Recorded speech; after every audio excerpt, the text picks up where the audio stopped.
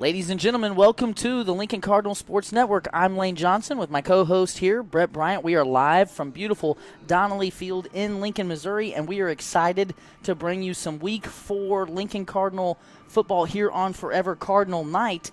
So, Brett, let's just get right into it. I say we like I'm on the team. The Lincoln Cardinals will be hosting the Windsor Greyhounds tonight, a West Central Conference matchup between two teams that have developed a bit of a rivalry over the years. We've played a lot throughout the last 10 or so years. Windsor coming into tonight's contest is coming off of a 26-8 loss last week on the road against Knob Noster. According to Coach Draley, Knob just kind of spread them around and threw the ball on them, and that was how they found success. Knob Noster's quarterback apparently is quite the ball player. A week before that, though, Colcamp and Windsor squared off in Colcamp, and Windsor took down the Bluebirds with a last-second trick play.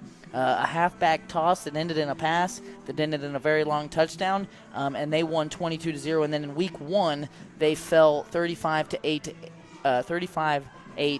against Adrian. Played them in Adrian, I believe. So now let's move to the Lincoln side of things. Lincoln last week had their game cut short in Crest Ridge, fell victim to the injury bug, and by the end of the game had 10 active players. Tonight they will start with 14. So we know Lincoln thin tonight, but hoping to get off the schneid, as I like to say. They're on a 2-game skid.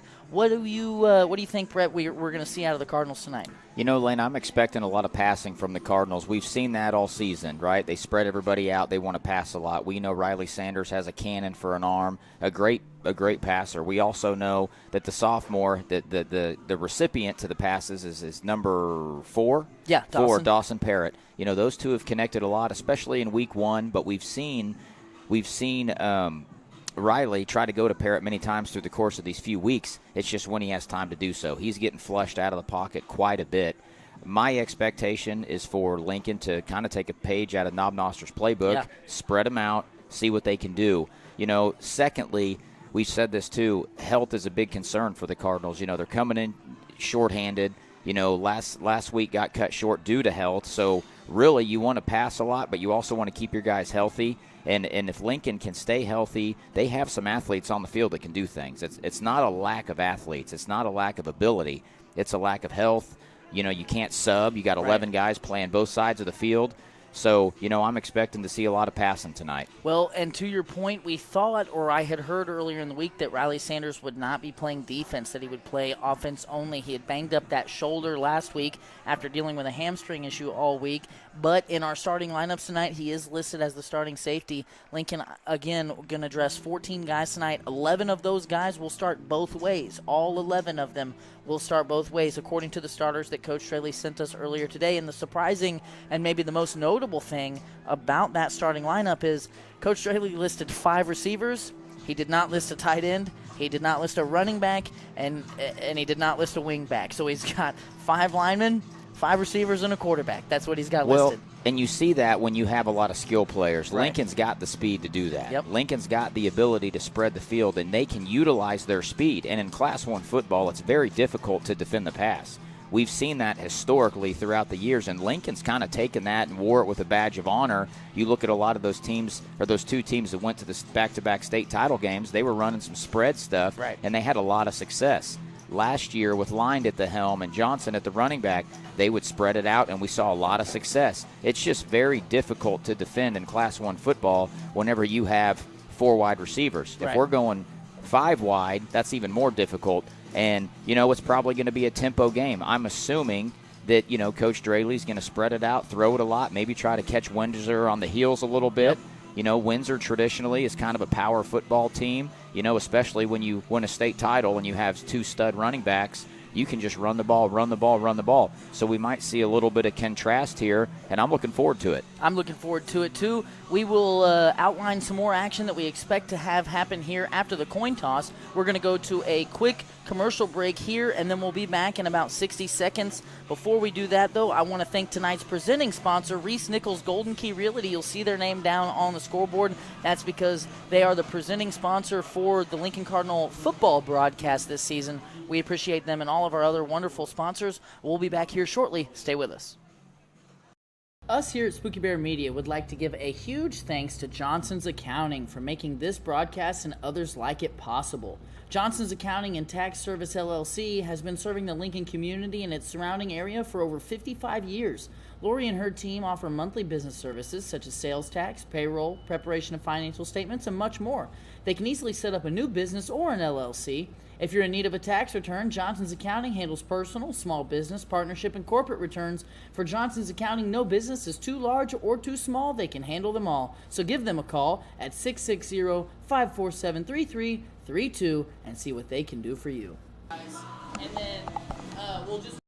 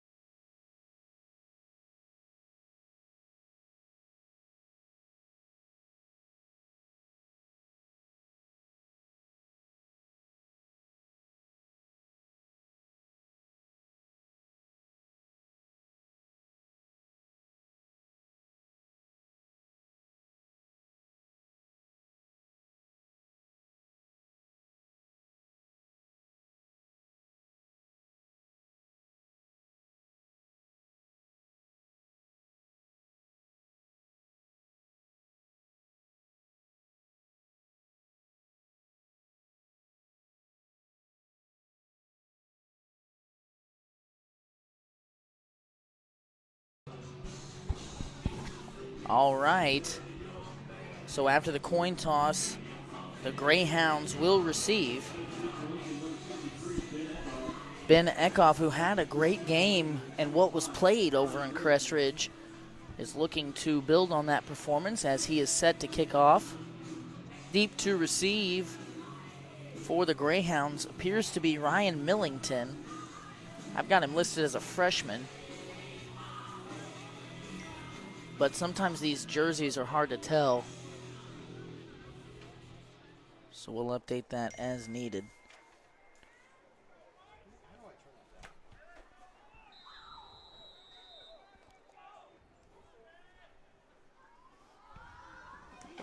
Eckhoff kicks it right side. Looks like it's going to go out of bounds. It does.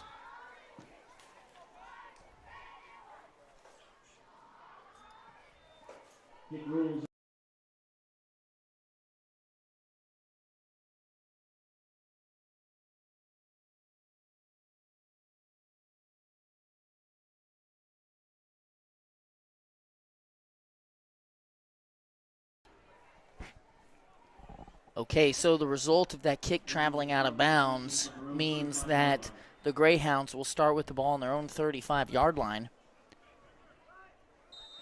Under center for the Greyhounds tonight, number 6, Reese Heaney, a sophomore. The lone tailback, number 18, Parker Craig. They send a man in motion and hand it off to Craig up the middle, and nice play there.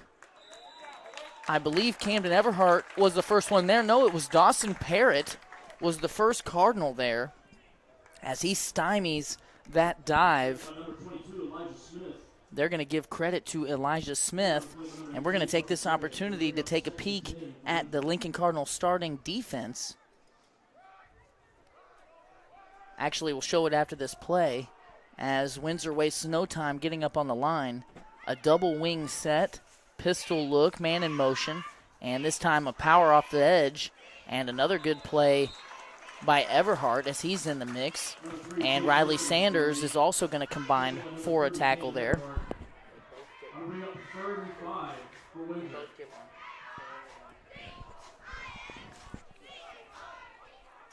Now we'll take a look at the Lincoln Cardinals starting defense. We see Miles Harms, Josh Kaufman, Matthew Cook, and Ethan Goshen up front. The linebacking core, Elijah Smith, Ben Eckhoff, and Camden Everhart.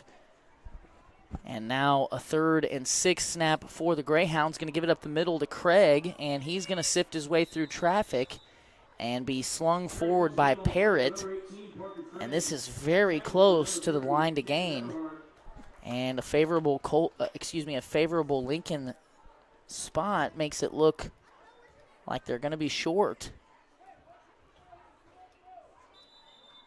One of the keys, Brett, that Coach Straley mentioned to me pregame, this team, when you've got a young group that's thin and you don't have any seniors, so you don't have any real clear leadership, confidence is a huge thing. And if you can build confidence early with a stop or with a score or something that gets a young group kind of galvanized, that can be big. And this here could possibly be that opportunity early on for the Cardinals. It could be. And, as a coach, like we said off the air, you're trying to figure out what gets your team fired up and what gets your team ready to go. And, there hasn't been many times throughout the course of this season that they've got to stop on the first drive for the opposing team. So this is a big call.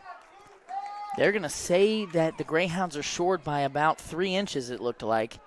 Nonetheless, I'm expecting the Greyhounds to go for it here. Yeah, I would be shocked if we see anything other than a try here. Now, the interesting thing is, if you're a Greyhound, do you try and get cute? Do you go on 2 or try some sort of a hard count, or do you just line them up and smash it? You're lining them up and smashing it that here. That would be my idea. And Lincoln going to show blitz up the middle. And quarterback's going to keep around the left side. He's going to get it and be tripped up by Sanders. That was – it may not have looked like it, but Sanders may have saved a touchdown there. The Red Sea, yes, pun intended, was starting to part there. I absolutely think Sanders saved a touchdown there. So he was going to be gone with that if that shoestring tackle didn't take place. For sure. A 5-yard carry for the quarterback. Number 6, Reese Heaney, will pick up a first down. Man in motion, going to give it to him. Buck sweep right side. Good defense here by Lincoln. At the point of attack was Ben Eckhoff, but Matthew Cook and Riley Sanders combined with Camden Everhart to stop the Greyhounds for just a 3-yard gain there on first down.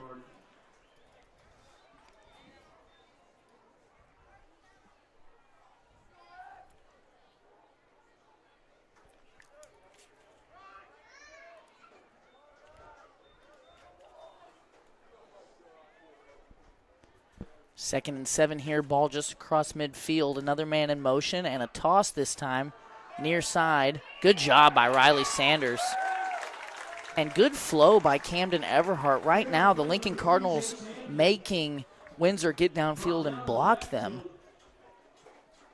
Now, one thing that I do know, Brett, that toss is something that Windsor had success with against Colcamp at different times, and that toss is also how the final touchdown looked until that running back pulled up and threw the ball downfield to a wide-open receiver. So I wonder if that's factoring into the mindset here of the Cardinals. 3rd and 7. Hard count does not work. Good job by a young defense to stay disciplined. And going to give Parker Craig left side. Good job again by Sanders. Gets a little help from Camden Everhart, and they are able to stop Parker Craig for a 4-yard carry. Lane, I was going to say to your original point about that toss that against Colcamp, with that wingback set, there's so many things you can do. You have to be accountable for 3 or 4 different guys, including if the quarterback's keeping it there. Windsor's ran this many years, and they had a lot of success with this type of play when they made it to the state championship game. But you had a couple All-Staters behind you there. For sure. 4th and 3 here. Bubbled snap. Heaney's going to maybe throw. And it's batted by Ben Eckhoff near the original first down marker. And that's a good break there for Lincoln.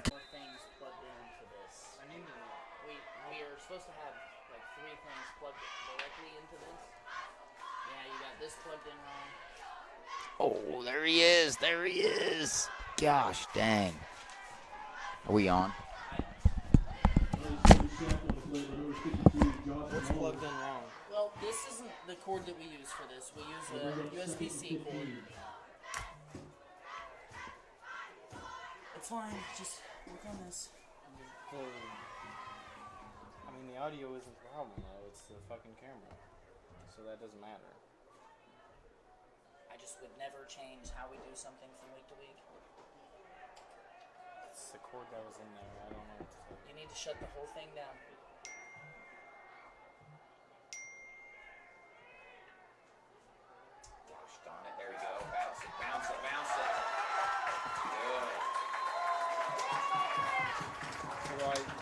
Run to the right by Dawson Perry. Be good enough for a Lincoln Cardinal. Can I? End it. Please end it. Well, I don't know why it won't. I need you to move. It won't do it.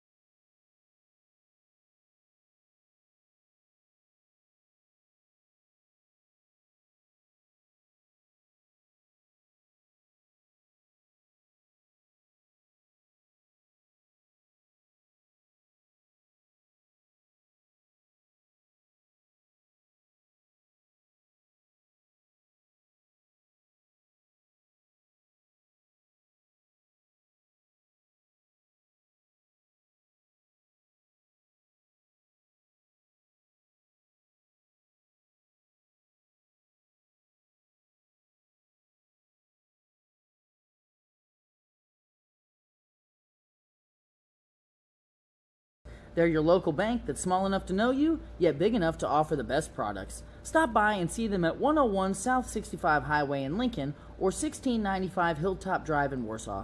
Your community, your bank, your relationship. Community National Bank and Trust. Member FDIC, Equal Housing Lender. Crossroads Saloon in Cole Camp, Missouri is proud to support the local athletic programs. Crossroads Saloon is a great place to watch the game, catch up with old friends, enjoy some live music, or take part in one of their popular karaoke nights. They're now offering a few select air-fried items to complement their pizzas. They'll be open until 11 p.m. on Wednesday and Thursday, as well as midnight on Friday and Saturday. Must be 21 years of age or older to enter. So stop in at 115 North Maple Street in Cole Camp and say hello to Diane, Terry, and the rest of the crew. This broadcast is supported by Denny's.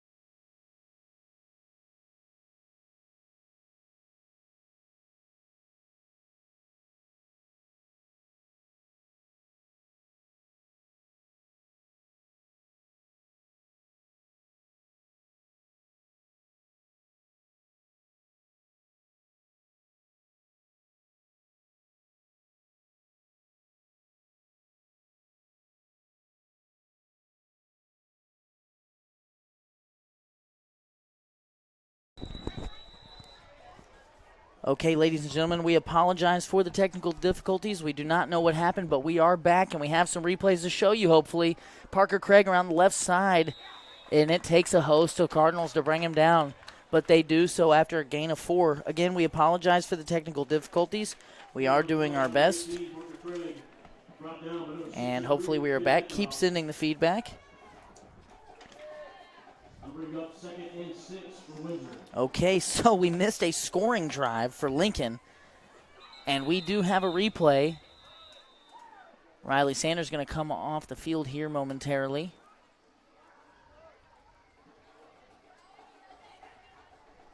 And Justin Bowman going to come on the field for the first time for the Cardinals. Sanders, I imagine, bleeding. Man in motion, going to give to him, bug sweep left side. And Justin Bowman comes in and makes a tackle on his first play. Braden Benham also helps out there. And I believe that was number 3, Chase Hampton on the carry. He's going to pick up a first down as the Greyhounds inch towards midfield. Ross, let's see that touchdown play between Riley Sanders and Dawson Parrott. The replay cam brought to you by Estes Drive-In.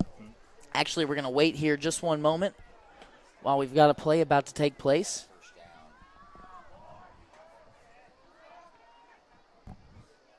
Bowman still on the field for Sanders, and again, Ben Eckhoff causing trouble, and Larry Roberts with a club on his hand closes in on the quarterback.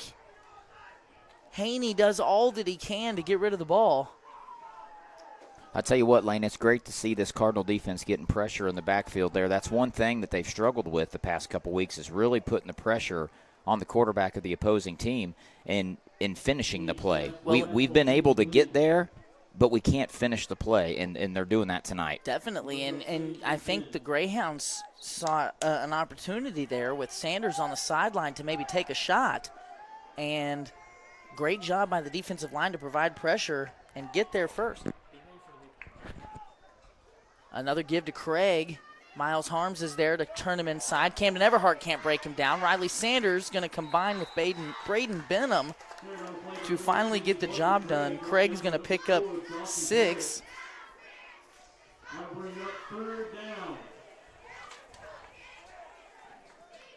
We've got a 3rd and 4 here. Ball just shy of midfield. The Greyhounds trailing 8-0 behind the Lincoln Cardinals.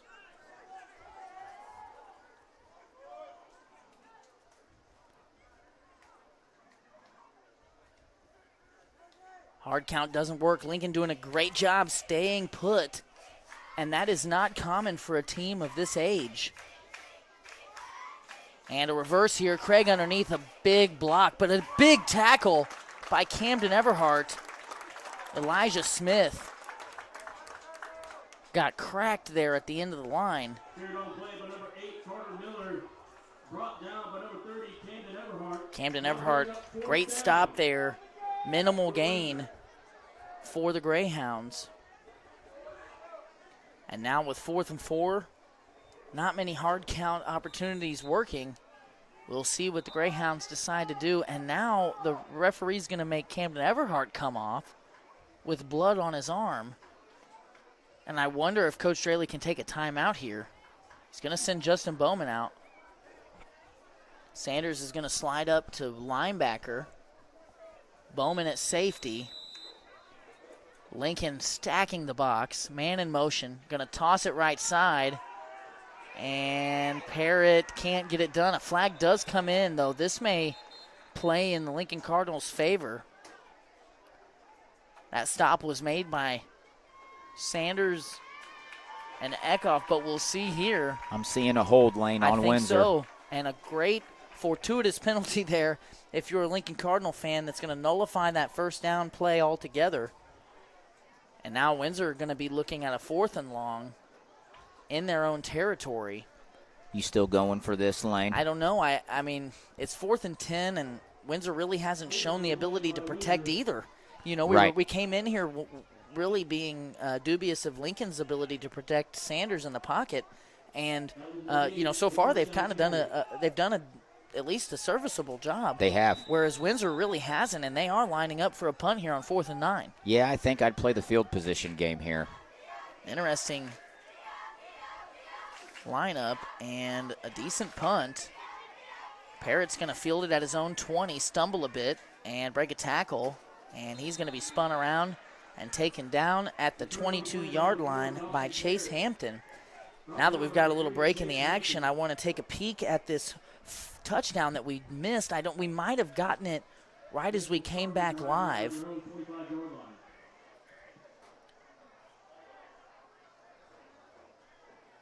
And just a beautiful play call and design there. But prior to the snap, the Lincoln Cardinal offensive line switched around. They literally all switched sides. Sanders rolls out to his right, and I think that switch had somehow gotten Parrott at the tight end spot on the far side, and that was how they were able to draw that up. A great play. Again, that brought to you by Estes Drive-In, a wonderful replay sponsor. Lincoln has tried to run the ball one time tonight for no gain, and a counter this time to Everhart has a similar outcome, as Lincoln just not able to really create any running lanes. You know, you almost have to, though, right? You have to keep them honest. You have to keep them honest, even if you're sprinkling in one every 5 or 6 plays. I mean, I feel like you have to, but to your point, this Lincoln's really struggled in that area this year, and it's just a young offensive line, and you work with them every week and hope that they get better and better. But well, since Lone Jack, they've had negative rushing yards each of the last 2 weeks. We're going to stay here with the quarter break, and we're going to talk about some of our awesome sponsors, some reads that we were not able to get to in the first quarter. I'm going to rattle a few off here for you. Some of our legacy sponsors that were with us during the Lincoln Cardinal basketball season this last winter. Shelter Insurance. Play ball with an insurance team that wins. The Leanne Beeman Agency has terrific customer service, policies you can count on, and rates that won't break the bank. Call the Leanne Beeman Agency at 660-547-0099 today for a free quote. You'll be glad you did. Tolliver's Tire and Towing. In need of tire or automotive repair? Perhaps you've been in an accident and need a tow. Try Tolliver's Tire and Towing. Their knowledgeable repair crew and round-the-clock towing service can get you out of any pinch. For a tow, call 660-287-4849. Shirley's Highway Cafe serves a full breakfast and lunch menu from 6 a.m. to 2 p.m. Sunday through Friday, and 6 a.m. to noon on Saturdays. If you're hungry for breakfast, try a good old-fashioned omelet or the biscuits and gravy. If it's lunch you're looking for, they've got the best country fried steak and mashed potatoes around. Shirley's Highway Cafe is located on Highway 65 in Lincoln, so give them a try on your next trip through town or call them for carryout at 660-547-3500. Lane, you couldn't ask for a better start for this Cardinals team. They get a touchdown in the first quarter, and you get back-to-back stops, something that you have been unable to do the past couple weeks. So the confidence level should be sky high right now. Absolutely, and this is just what Draley talked about pregame, is getting this young group some confidence. 2nd and 9, ball deep in Lincoln territory. And Lincoln looking to get the ball out quick. Ooh, nearly intercepted there. I don't think Riley saw number 50 there just lurking in the middle of the field, Alex Bauer. And that's why he's on the offensive line and not at tight end. Right, right. That's the old adage, the defensive players cannot catch. So that's why they play defense. Well, you see that. You kind of do see that week in and week out where it's a surefire interception, and when you have hands like frying pans, it's hard to catch. So Lincoln, with an interesting formation, they've been doing this all night. They've moved Harms from center out to tight end to try and gain a blocking advantage on the edge. Off the air, Brett, you were talking about Lincoln running that trips play and how they were struggling to seal the edge. I think the adjustment has been to put Miles Harms there and kind of try and double team that edge so that Riley can get outside of the pocket, because when you can't protect, or when you have a young group that's susceptible to getting blitzed or getting beaten, one of the ways that you combat that is you move the pocket. Right. You don't stay in one place, and Riley kind of being a little bit on the injury watch. Sure. You need to move him around and try and protect him. Well, and he's elusive enough that he can do that. He's a tall kid. He can see over the line. He's got some wheels, and we all know he's got a cannon for an arm. Definitely. So it works out perfect in their favor. And it's working so far. Speaking of working, Veracruz Trace has just added on to their dining room. They are about to have that squared away. And Veracruz Trace Mexican Restaurant in Lincoln, they deliver local and delicious Mexican cuisine served by their welcoming and caring staff. They are open from 11 to 9 on Sunday, Monday, Wednesday, and Thursday, and from 11 to 10 on Friday and Saturday. Stop by at 455 North Highway 65 in Lincoln, or call ahead for carryout at 660-547-0315. Big third down conversion here looming for the Cardinals. An empty backfield for Sanders, but a ton of bodies across the front of the line. They've got 7 guys up on the front, including Everhart. Instant pressure off the right side. Sanders evades, throws it downfield. He's got Parrott, who goes up and catches it.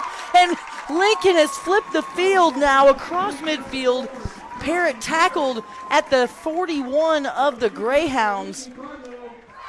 And just a tremendous play. Sanders kind of starts to roll to his right. There's instant pressure. He evades that, steps up, throws it on the run, and hits Parrott in the hands.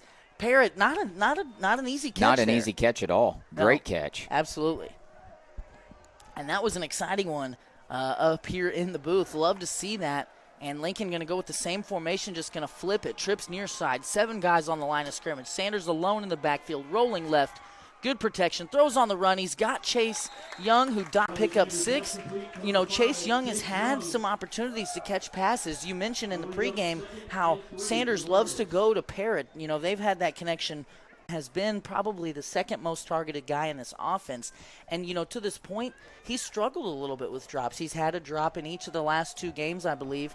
And so today on his first target, he reels it in, and he gives Lincoln an advantage here on 2nd down with 2nd and 4. Same formation, just flipping it. Sanders throws as he's hit, and it's intercepted by the safety, and now we're going the other way. Matthew Cook, good hustle there, and a great tackle in open field by the big fella. Sanders also gets involved, but really that was Matthew Cook tracking that safety there and bringing him down. Yeah, you want to get that one back, right? You know, Sanders should have just pulled that and just, you know, take the sack. You're ahead of the chains. Right. You know, you take a sack there, you're looking at 3rd and 7. Now you've kind of surrendered the momentum here. You have. And Sanders wants that one back as well. He knows, and you know, you've seen him tracking, trying to get that tackle, but, you know, that just comes with youth and inexperience. You know, those are the ones that you live to fight another day, and unfortunately it didn't go the Cardinals' way. So now all 11 will stay on the field for the Cardinals and play defense. Windsor going to line it up, and buck sweep left side. Great. Ooh, Sanders about had him. Parrott stacks him up about 3 yards downfield and then receives some help from his friends. You know, one thing that I noticed in this game too, Lane, is I feel like the Cardinals' intensity level's a little bit there. There's a little bit more of a pep in the step. Well, I wonder, you know, there's a decent crowd, okay? There's a bank night. We've got, you know, a free tailgate where students get in free. We're giving away hot dogs and T-shirts, and, you know, the visiting crowd is good as well. And, you know, there's a little bit of a rivalry factor to it. I think that I've noticed that as well. I wonder, you know, something's galvanizing these boys, and you love to see it. 2nd and 5, a screen pass here near side, and this one could be trouble as 13 now has 2 to beat. Good tackle by Chase Young. Big pickup there for the Greyhounds. A pickup of about 21 on the screen pass to the near side receiver. And that was Carson Witherspoon, I believe. No, excuse me. That was Jarek Millington, the junior, on the reception and run after.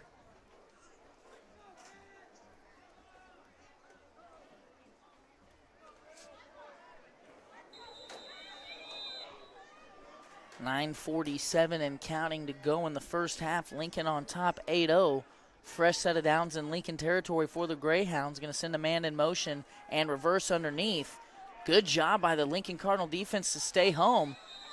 And the first red jersey I see there again, Brett, is the big Ben Eckhoff, who now 2 weeks in a row has had his name called quite a bit, and that is a great sign.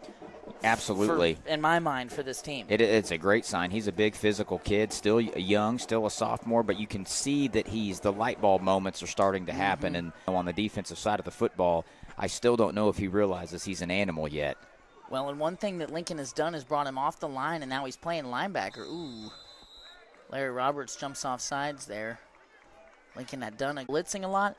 But, you know, I think one thing, and I was mentioning this to Ross in the pregame, is that now, you know, Ben is at the point of attack, right, if he's on the line. He's up right in the fray, and he's immediately going to have to engage with the blocker. Now being on the second level, he's got bodies in front of him to soak up some of those blockers, and now he can kind of read and react a little bit and maybe get deeper into the offense before he's blocked. Here, a nice reverse play is going to spell trouble for the Cardinals. It's a foot race, and one that the Greyhounds will win, as Rowan Cox, a freshman wingback for the Greyhounds, will score. We just talked about, Lane, about staying at home on the previous reverse, and the exact opposite happened on that play. That was a nice counter play set up there by the Greyhounds.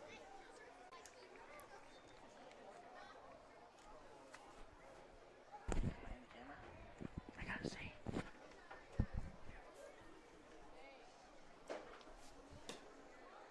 2-point conversion here is going to be a pass, and wide open is Witherspoon in the back of the end zone. Reese Haney connects with his classmate Witherspoon. And now, with 8:34 left in the first half, we've got a barn burner as the two teams are knotted up at 8. Right. Well, we see, turnovers are a big part of the football game. And when things happen like that, then, it gave Windsor an opportunity, and here we are all knotted up. So speaking of being knotted up, 31 Chiropractic is a wellness-centered family chiropractic office that specializes in care for women and children. Lindsay delivers tailored chiropractic and physical treatment for your whole family for their whole life. Stop in at 292 South Highway 65 in Lincoln or call 660-460-3719 to schedule your appointment with Dr. Lindsay today. Moving here to a new sponsor for the broadcast, State Fair Community College. This broadcast is brought to you in part by State Fair Community College. SFCC recently opened a new location at 292 South Highway 65 in Lincoln, Missouri to better reach students in our community. At State Fair Community College, high school athletes can extend their play in 15 competitive college team sports. Get recruited today at sfccmoroadrunners.com. Parker Craig set to kick this one off for the Greyhounds. Deep to receive is Braden Benham and Dawson Parrott for the Cardinals. This one's going to be a pooch left side, right to Justin Bowman, who receives it at the 30 and then gets walloped. And quick up to his feet, a tough kid there, but a brutal hit. I believe that was number 55 by the Greyhounds, inflicting some pain, Kyle Lee. I think number 7's eyes got big when that ball game came to him, Lane, but tough kid. A tough kid, and you know what, Brett? He didn't fumble it, and now Lincoln's got good field position. Absolutely. So if you're Coach Straley and company, you'll take that all day long. Ball sits at the Lincoln 37. Lincoln going to go back to that formation where they've got two tight ends, one of which is Camden Everhart, and three receivers near side. Sanders going to roll to his left, thought about it, now going to pull it down, and going to float it over to Benham.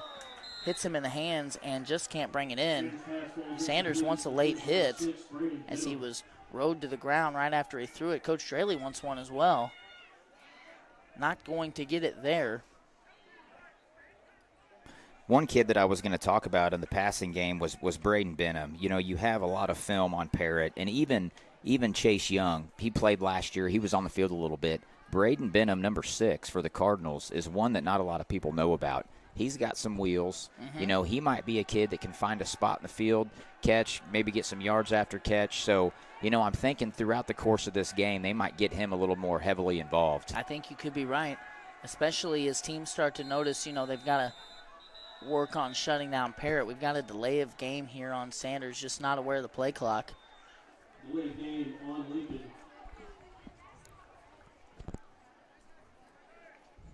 I'll bring up 2nd and 15.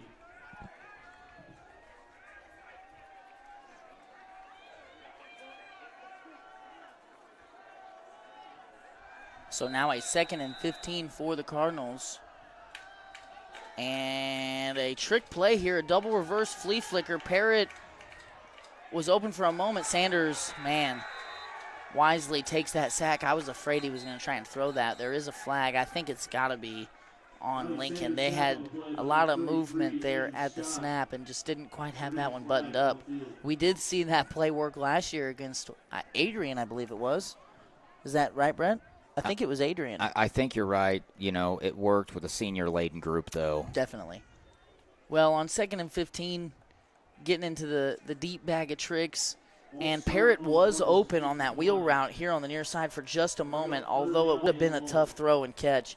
Sanders pulls it down and takes the sack instead, and now Lincoln looking at a 3rd and a bit. Which, hey, if you're Sanders, that's a good call. You don't want to just air that out and risk another turnover. You're taking it and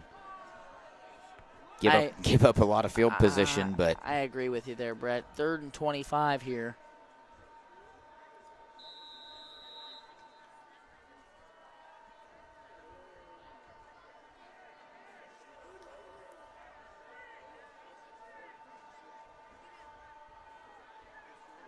Is that the other team's? What is that noise? Where's that coming from? Is that the... I don't know. Sanders rolls out to his left and gets it away. Incomplete. Sounded like a whistle or It did something. sound like a whistle. This has been pretty sloppy here from an execution and an officiating standpoint. I don't see a flag. The White Hat gave a thumbs up. I think they blew that play dead. I believe you're right. I don't know why. I don't know why either. Sanders was rolling out and they blew the play dead. It seemed like they blew it while the play was going. It was. The play was going. I don't know if that was a clock thing or what, but nonetheless, Lincoln now has possibly tipped their hand on the 3rd and 25 play and going to try it again.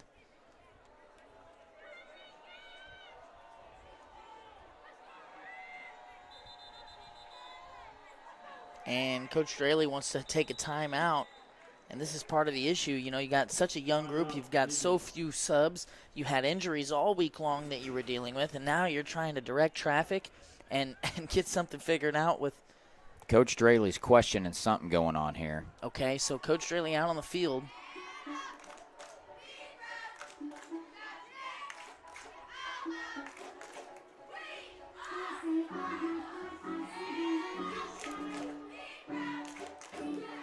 The White Hat was seemingly agreeing with something that Coach Straley was saying, but now the back judge telling him to go back to his sideline. So not sure what's going to come of this. Probably nothing. Probably just going to see another 3rd and 25 attempt. And while we're waiting on that, we are going to talk about the Lincoln Booster Club, a new sponsor for tonight's broadcast. If you haven't picked out your Lincoln Cardinal gear yet, be sure to reach out to the Lincoln Booster Club for all of your Cardinal gear. Wearing Booster Club gear is another way to show the players and cheerleaders the support they deserve. The money raised from the Booster Club goes back into the athletic department to enhance their experience. Don't forget to pick up a program to help identify the kids on the court or out on the field. And be sure to support those sponsors in our local community that back the Boosters and the Lincoln Athletics. Okay, trips near side, double tight end. Sanders alone, rolling to his left. Now running for his life, just throws it deep. A jump ball. Ooh, it hit Chase Young in the hands. But definitely a contested catch. There were 2 Greyhounds around him. And just, I think that might literally have been a Hail Mary. I mean, Sanders got it to the sticks or a little beyond. Yeah, he was right in line with the sticks. I mean, I would be willing to bet if that's a catch, that might be a first down. Oh, I think you're right. I mean, what a ball by Sanders. I mean, just a chuck it and pray type of a scenario. I was there. praying.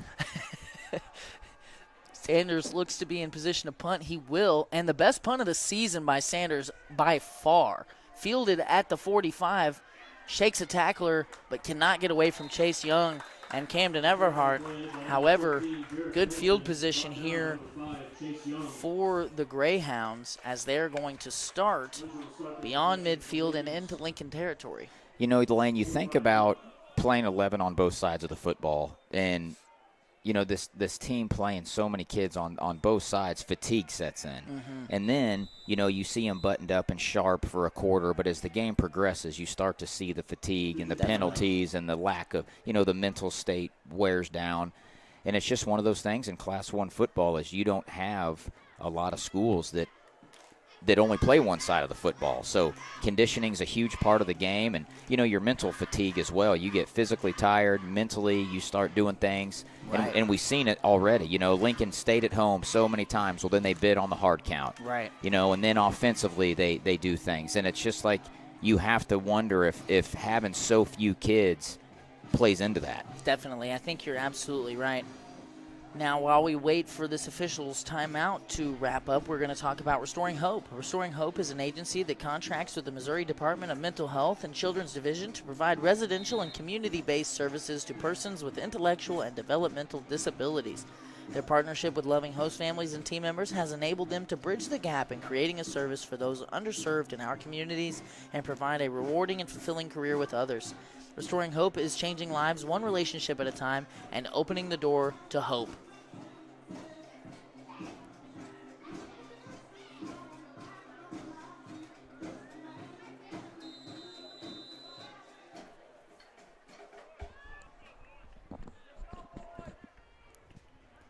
First down try here for the Greyhounds. Tight set. Man in motion and going to toss it out. Oh, fumbled in the backfield, and it's still loose, and Lincoln covered it up at the 50. Immediately up out of a would-be pile is Camden Everhart, the junior linebacker and 3-year starter for this Lincoln Cardinal defense, coming up with a huge play. Huge play. And, you know, you were alluding there, Brett, to the mental fatigue and the war of attrition and the lack of depth and what that does to a young group. Windsor has significantly more seniors on their team, but if you look aside over to their side, they probably only have 5 or 6 more players than Lincoln at the most. Right. So you assume, you know, a lot of the same things going on for them where they're playing both ways, and they're, you know, a mental mistake by the running back just not catching the snap. Sanders going to step up and throw over the outstretched hands of Benham, and Sanders was hit again on that play.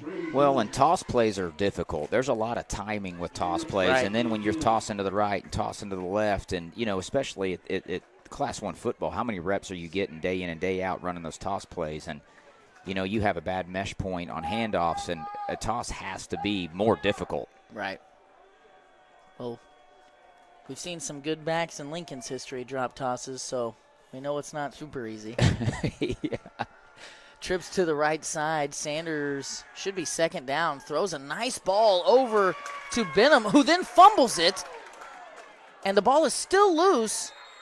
And Windsor thinks they've got it. Benham had a nice play going, was carrying a defender towards the first down marker and just lost it.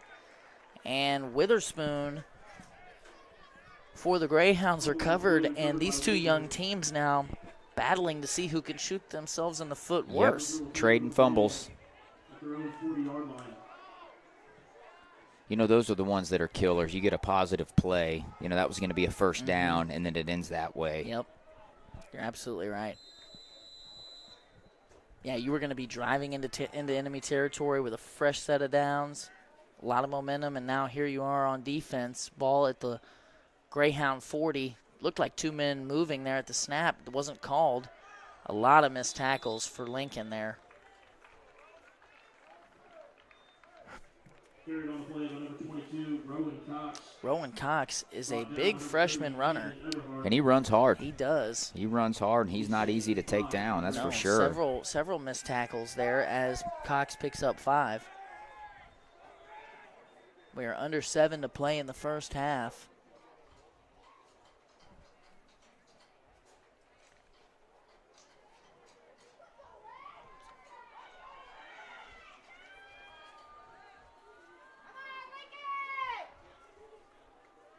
Loaded box here for the Cardinals and a toss to the left side. And here's that pass and wide open. And Benham, great hustle, saves an obvious touchdown there as Jarek Millington looked like he comes out. Walk into the end zone, a flag out. I believe Benham had a few choice words after the play. Well, that's just... May have even stepped over him, Lane. It was hard to tell, but I believe he got the play, may have stepped over him.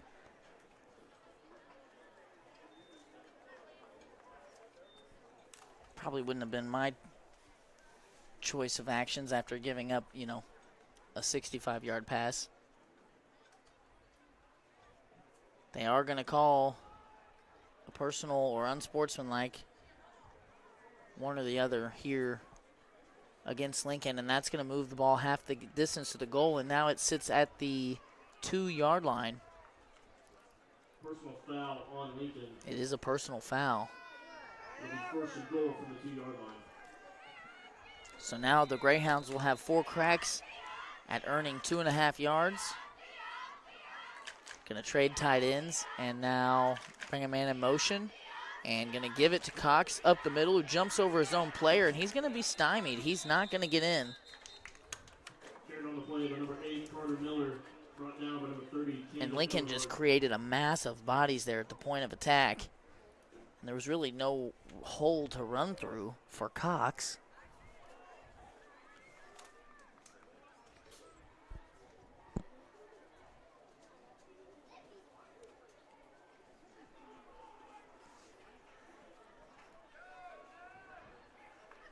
Looks like a minimal gain there on the first down try. We'll see what the Greyhounds draw up here. Man in motion again, it's Cox. Going to roll to the right with the quarterback.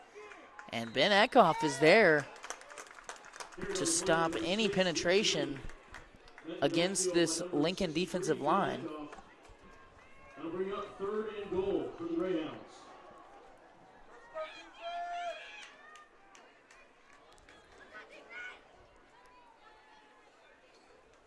And now if you're the Greyhounds, 2 failed attempts from the 2-yard line. We saw a 2-point conversion where they dressed it up like a run play and then threw it to a tight end wide open in the end zone work. We'll see what they do here on 3rd down. It's a fake toss, and underneath comes Parker Craig, and he walks into the end zone untouched. So Parker Craig scores from 2 yards out, and the Greyhounds have their first lead of the game.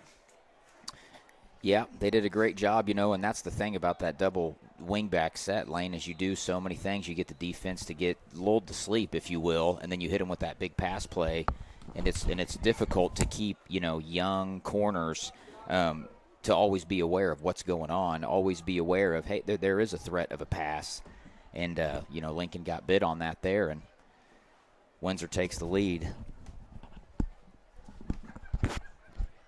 Windsor will not convert the 2-point conversion there as the pass is overthrown.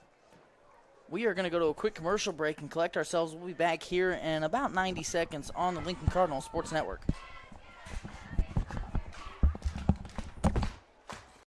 Are you missing that human touch with your bank?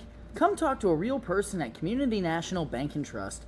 They're your local bank that's small enough to know you, yet big enough to offer the best products. Stop by and see them at 101 South 65 Highway in Lincoln or 1695 Hilltop Drive in Warsaw. Your community, your bank, your relationship. Community National Bank and Trust. Member FDIC, Equal Housing Lender. Crossroads Saloon in Cole Camp, Missouri is proud to support the local athletic programs.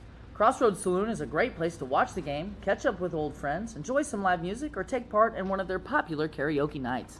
They're now offering a few select air-fried items to complement their pizzas. They'll be open until 11 p.m. on Wednesday and Thursday, as well as midnight on Friday and Saturday. Must be 21 years of age or older to enter. So stop in at 115 North Maple Street in Cole Camp and say hello to Diane, Terry, and the rest of the crew. This broadcast is supported by Denny's Construction Solutions. Wally and his crew offer many services. At the top of the list is Parker Craig is going to pooch kick to the left side again to Justin Bowman, who picks it up at the 30. And he's going to wisely cover the ball up and get out to about the 36-yard line. We are going to see what we can do here at halftime to fix. We are just experiencing some more technical difficulties, so stay with us here. We may turn into a radio broadcast for a little bit, doing what we can. For whatever reason here in Lincoln, our hotspot just not performing.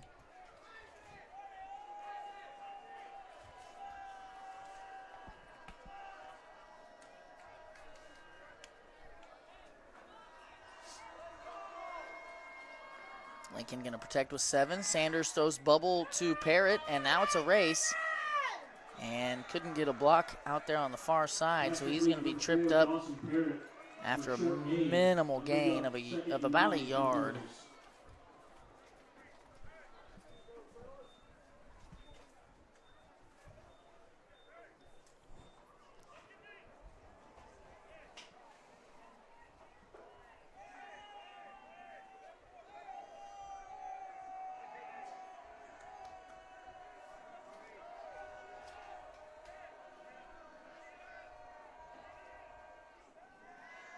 Sanders going to throw. He's got Benham open, and he's going to catch and get across midfield and drag a defender to the 45. They're going to spot him at the 43 of the Greyhounds.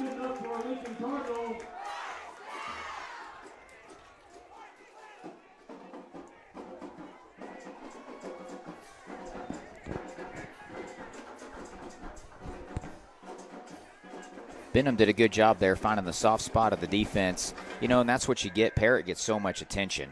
Definitely. And snapped here. Pressure from Witherspoon, going to get rid of it. Benham again. And he's going to pick up 9, but there is a flag here. And it looks like a holding against the Lincoln Cardinals. It's going to bring back that gain of 9. And just these unforced errors here at inopportune times for Lincoln. They've been in the driver's seat of this game at a couple different points. They have. And now trailing, they really cannot afford to get behind the sticks so much here early.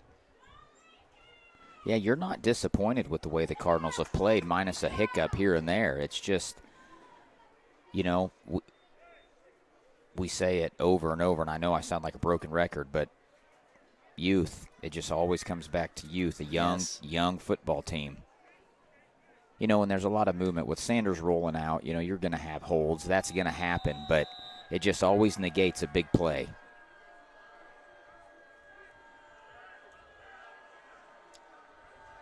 Looks like Parrott now at quarterback. Sanders here on the near side. Parrott going to take the snap and go up the middle and pick up about 5. A flag does come out. The crowd wanted a face mask.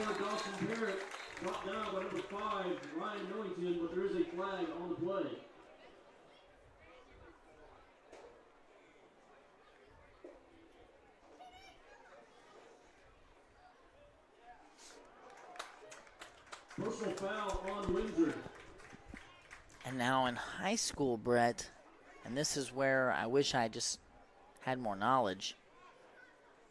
I don't think that it's an automatic first down, so I think that will be second and yeah, it will be second down here. Second and about a yard here. Ball at the 37 of the Greyhounds. Sanders back in the backfield. Trips at the top of your screen. Parrott's the single receiver near side. Do you take a shot on second down here, Brett?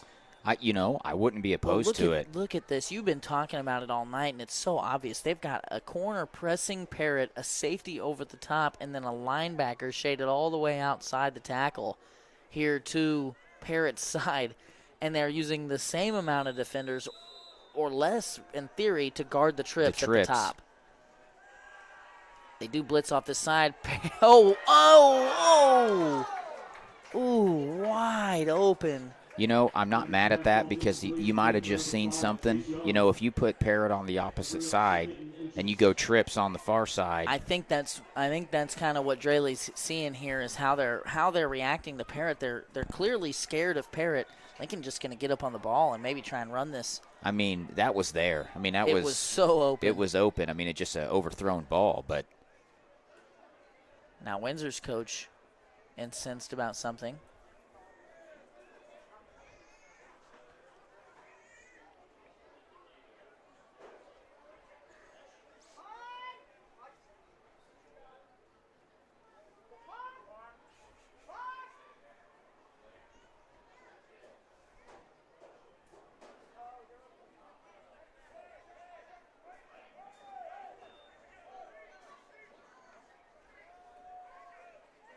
So after a quick break, now they're saying it's second down still. I think we're having trouble. Quick screen over to Benham. He's just got to get a yard, and he does. Hold on to the football. He does. And a first down and a moving of the sticks here for Lincoln. Now Lincoln, putting together a little bit here, executing, moving the ball. Yeah, I think we're going to see more and more Benham throughout the course of the game, and some Young too. Chase Young, he runs good routes. He's an athletic kid. If he can just have some ball security and pull it in, he can get some yards after catch as well. Sanders quickly snaps it and going to throw near side to Young, who does haul it in and breaks a tackle, and he's dragging a defender, and he's down to inside the 2-yard line. Great job by Chase Young to adjust to that ball in the air, haul it in, evade a defender, and get Lincoln very close to pay dirt here with 3:02 left in the first half. Call me Tony Romo. I called it. Call me Tony Romo. You called it.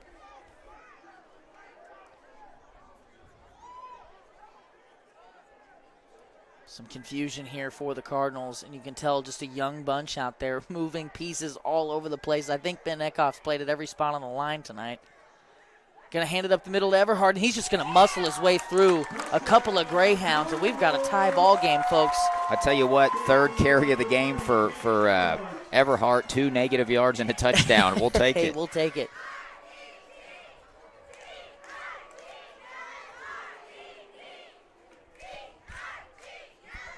You know, if you look, though, Lane, at the course of this first half, I feel like Lincoln has been in the driver's seat, to your point, just a few mental errors. You know, a bad ball by Sanders, and then that fumble by Benham. You know, obviously the turnovers, they hurt, but you clean those up, this might be a different-looking ball game. You might have a 2-score lead here. Well, and I think Lincoln's defense has played better, too. I Absolutely. mean, they've gotten stops, you know. Windsor's done some things, obviously, but it feels like a lot, to your point, Lincoln's errors are self-inflicted. Sure. There was a flag after the touchdown. That's something like conduct. I think somebody celebrated a little too hard there. Not necessarily something you want to do if you're a young group. Lincoln going to try and show a swinging gait here.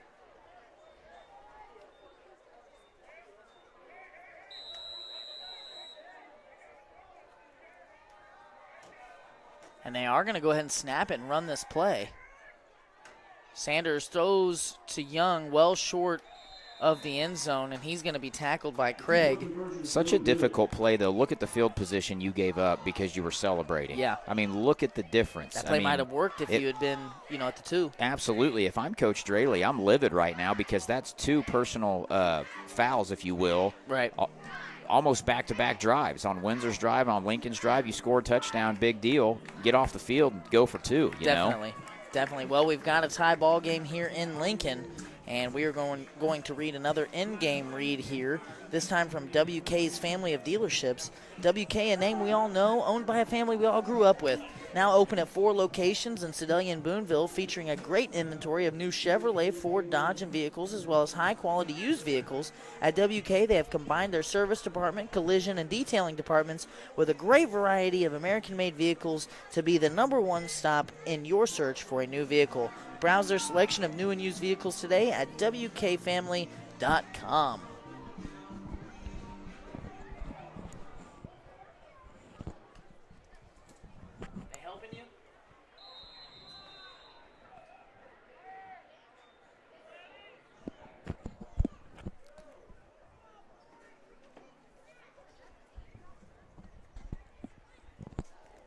Eckhoff's kick high in the sky goes to Parker Craig around the 35, and he is going to be rode to the ground by Everhart. And the Greyhounds will start with the ball at the 45. Hey, let's start getting those totals.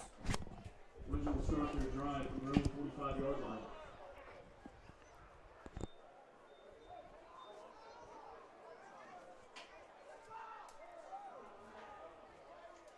So with 2:38, Windsor's really only big explosive play was the toss where the running back threw the ball to a wide open receiver down the sideline.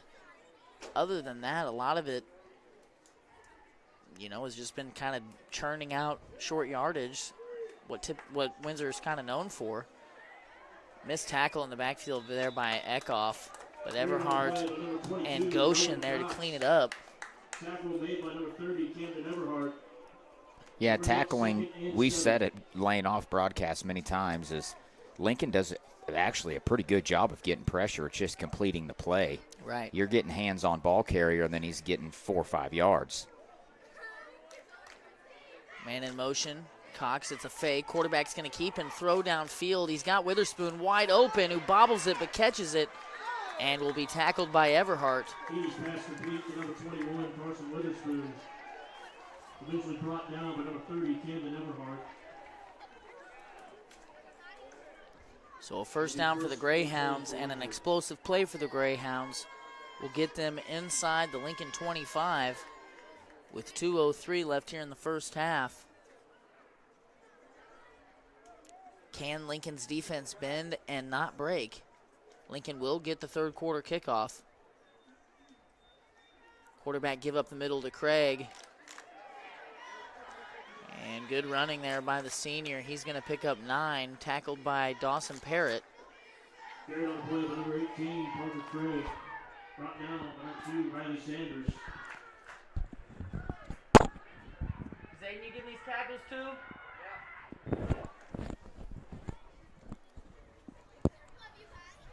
So clock is ticking. Windsor not showing any real urgency here. Ball at the 13, man in motion. And maybe a little help here by a Windsor miscue. That'll move the Greyhounds back 5.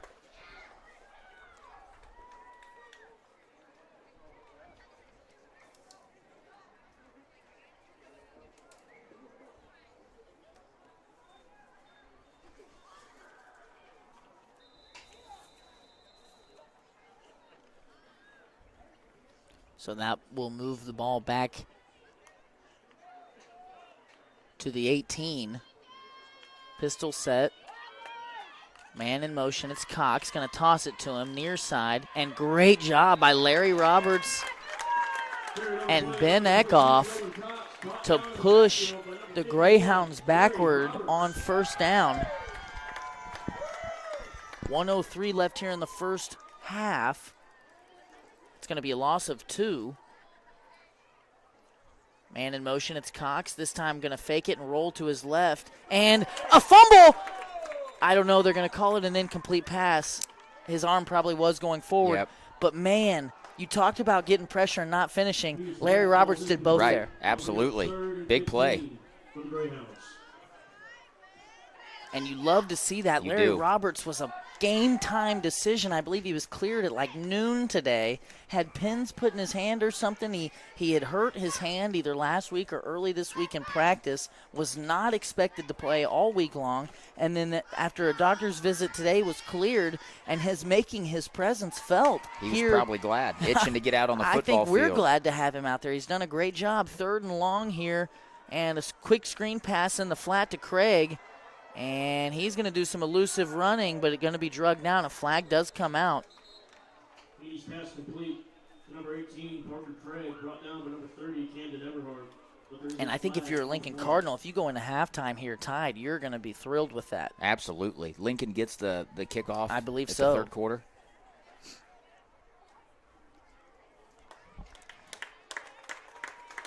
So the penalty will move the Greyhounds backwards yet again. And that swing to the flat will be nullified. Now the ball sitting at the Cardinal 24, 41 left to play in the first half. Third and 20. Clock will wind.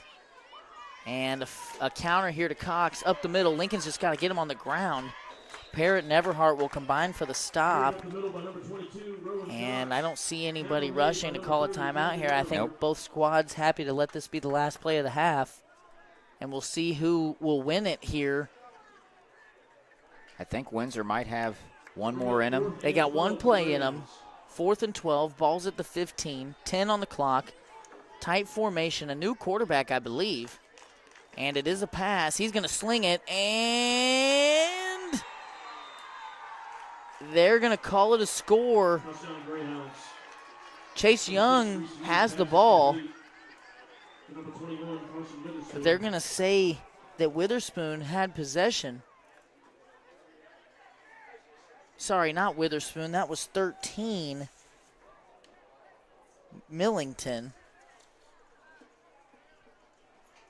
And, man, what a backbreaker for Lincoln. Absolutely.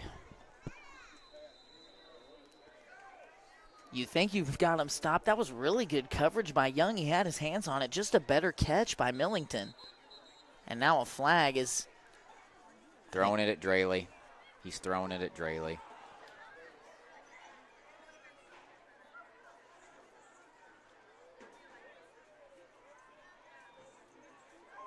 Sideline warning on Lincoln. Coach Straley visibly frustrated. Well, he's frustrated because on that touchdown pass, Chase Young had the ball. I don't know how that shakes out, how you determine possession there, Lane, but Young had the ball. I think they both did. I mean, I don't know. I guess the tie goes to the runner. You know what I mean? I don't really know. Quarterback going to keep and try and run it in. And he's going to take a lot of contact, and with his second effort will fall short. Two-point conversion is no So a little bit of a victory there on the 2-point for the Cardinals. And barring anything crazy here on the kickoff, we expect to see a 6-point game going into half.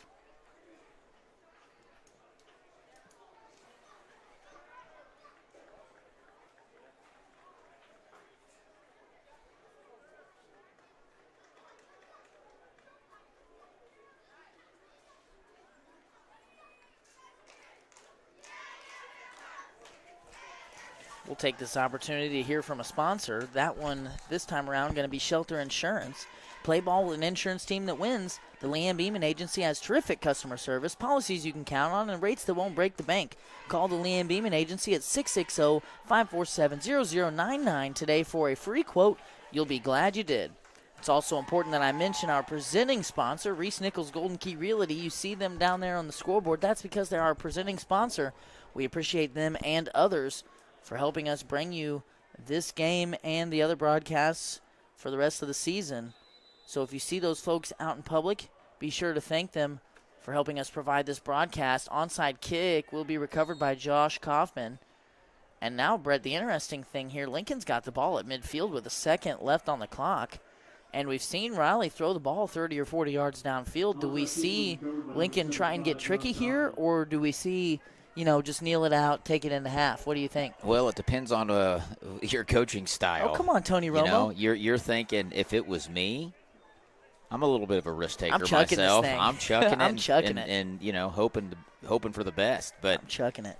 It just really depends on what you're thinking. I mean, because something terrible could happen, right? You could throw a pick. You could do a lot of things. But I think with 1 second, see what happens. I think they're going to throw it.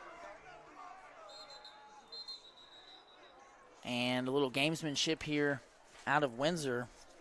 They got to see Lincoln's formation. Now they're going to call a timeout. While those two teams are talking it over, we're going to talk about Tolliver's Tire and Towing.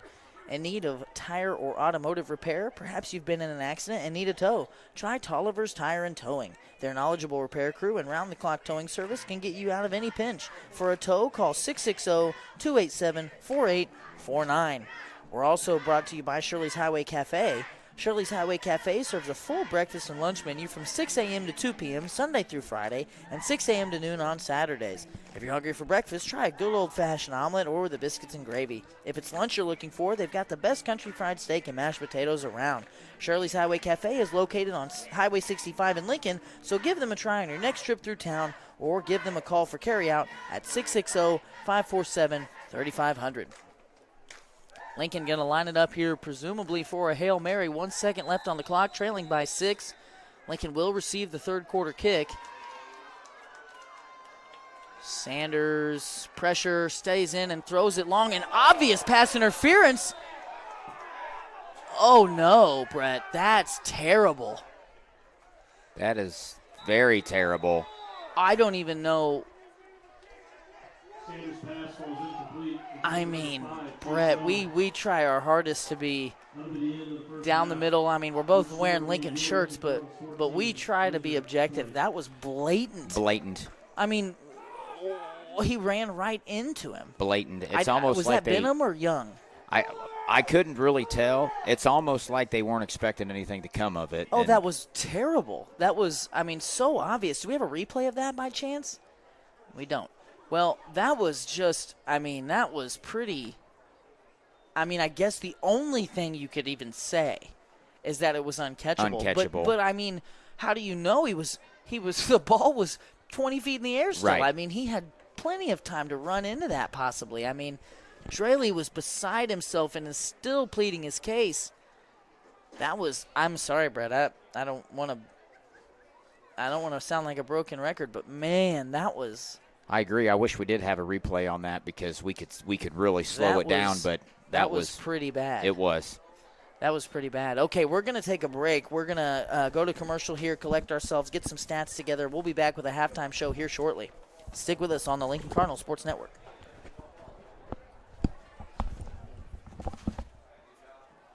Okay, so let's increase.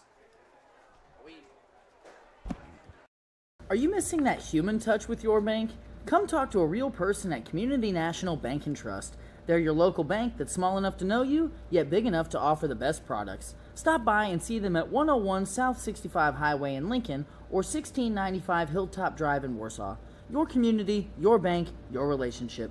Community National Bank and Trust. Member FDIC, Equal Housing Lender. Crossroads Saloon in Cole Camp, Missouri is proud to support the local athletic programs. Crossroads Saloon is a great place to watch the game, catch up with old friends, enjoy some live music, or take part in one of their popular karaoke nights. They're now offering a few select air-fried items to complement their pizzas.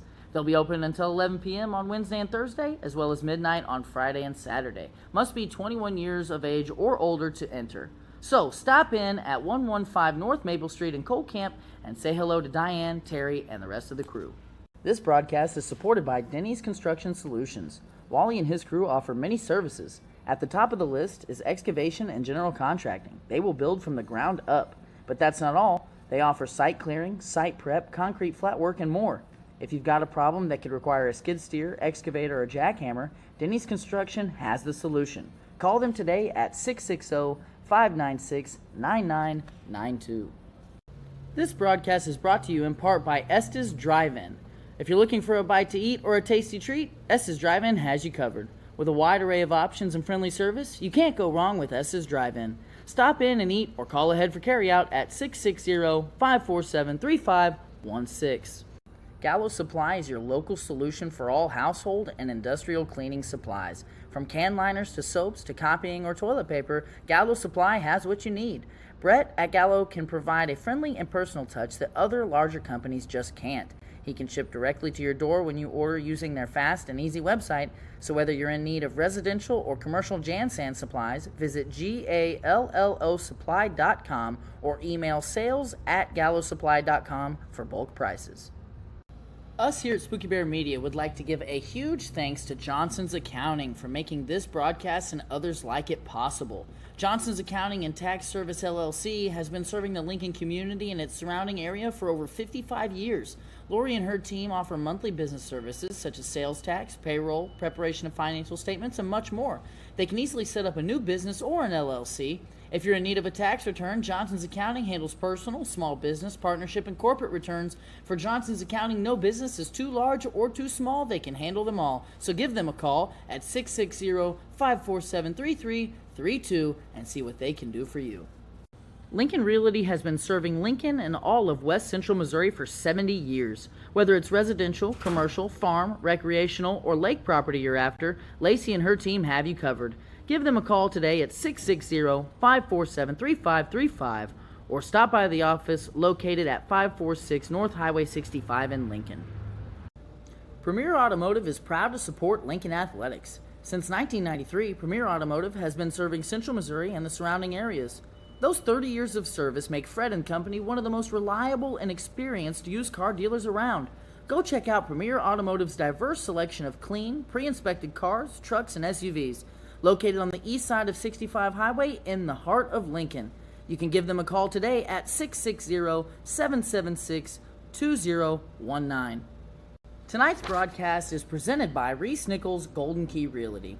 Reese Nichols Golden Key Realty has 14 real estate agents with 275 combined years of real estate experience. Luke and his team are not only experienced, but extremely knowledgeable when it comes to listing your property or helping you find the perfect home.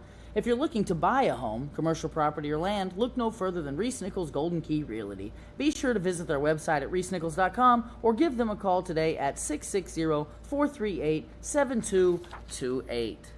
Spooky Bear's Shirt Shack is a one-stop shop and apparel brand that has one goal in mind: to bring your vision to life. Commissioning custom printing shouldn't be hard. Make it easy at Spooky Bear's Shirt Shack. Located just south of Lincoln on 65 Highway, stop in, visit their page on Facebook, or give them a call at 660-776-2021. Are you missing that human touch with your bank?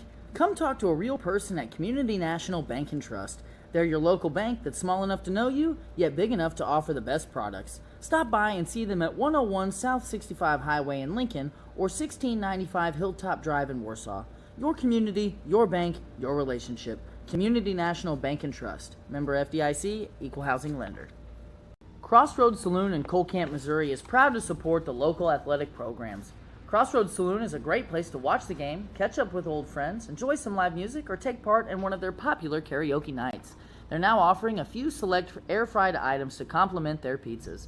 They'll be open until 11 p.m. on Wednesday and Thursday, as well as midnight on Friday and Saturday. Must be 21 years of age or older to enter. So stop in at 115 North Maple Street in Cole Camp and say hello to Diane, Terry, and the rest of the crew. This broadcast is supported by Denny's Construction Solutions. Wally and his crew offer many services. At the top of the list is excavation and general contracting. They will build from the ground up. But that's not all. They offer site clearing, site prep, concrete flat work, and more. If you've got a problem that could require a skid steer, excavator, or jackhammer, Denny's Construction has the solution. Call them today at 660-596-9992. This broadcast is brought to you in part by Estes Drive-In. If you're looking for a bite to eat or a tasty treat, Estes Drive-In has you covered. With a wide array of options and friendly service, you can't go wrong with Estes Drive-In. Stop in and eat or call ahead for carryout at 660-547-3516. Gallo Supply is your local solution for all household and industrial cleaning supplies. From can liners to soaps to copying or toilet paper, Gallo Supply has what you need. Brett at Gallo can provide a friendly and personal touch that other larger companies just can't. He can ship directly to your door when you order using their fast and easy website, so whether you're in need of residential or commercial Jan Sand supplies, visit gallosupply.com or email sales@gallosupply.com for bulk prices. Us here at Spooky Bear Media would like to give a huge thanks to Johnson's Accounting for making this broadcast and others like it possible. Johnson's Accounting and Tax Service LLC has been serving the Lincoln community and its surrounding area for over 55 years. Lori and her team offer monthly business services such as sales tax, payroll, preparation of financial statements, and much more. They can easily set up a new business or an LLC. If you're in need of a tax return, Johnson's Accounting handles personal, small business, partnership, and corporate returns. For Johnson's Accounting, no business is too large or too small. They can handle them all. So give them a call at 660-547-3332 and see what they can do for you. Lincoln Realty has been serving Lincoln and all of West Central Missouri for 70 years. Whether it's residential, commercial, farm, recreational, or lake property you're after, Lacey and her team have you covered. Give them a call today at 660-547-3535 or stop by the office located at 546 North Highway 65 in Lincoln. Premier Automotive is proud to support Lincoln Athletics. Since 1993, Premier Automotive has been serving Central Missouri and the surrounding areas. Those 30 years of service make Fred & Company one of the most reliable and experienced used car dealers around. Go check out Premier Automotive's diverse selection of clean, pre-inspected cars, trucks, and SUVs. Located on the east side of 65 Highway in the heart of Lincoln. You can give them a call today at 660-776-2019. Tonight's broadcast is presented by Reese Nichols Golden Key Realty. Reese Nichols Golden Key Realty has 14 real estate agents with 275 combined years of real estate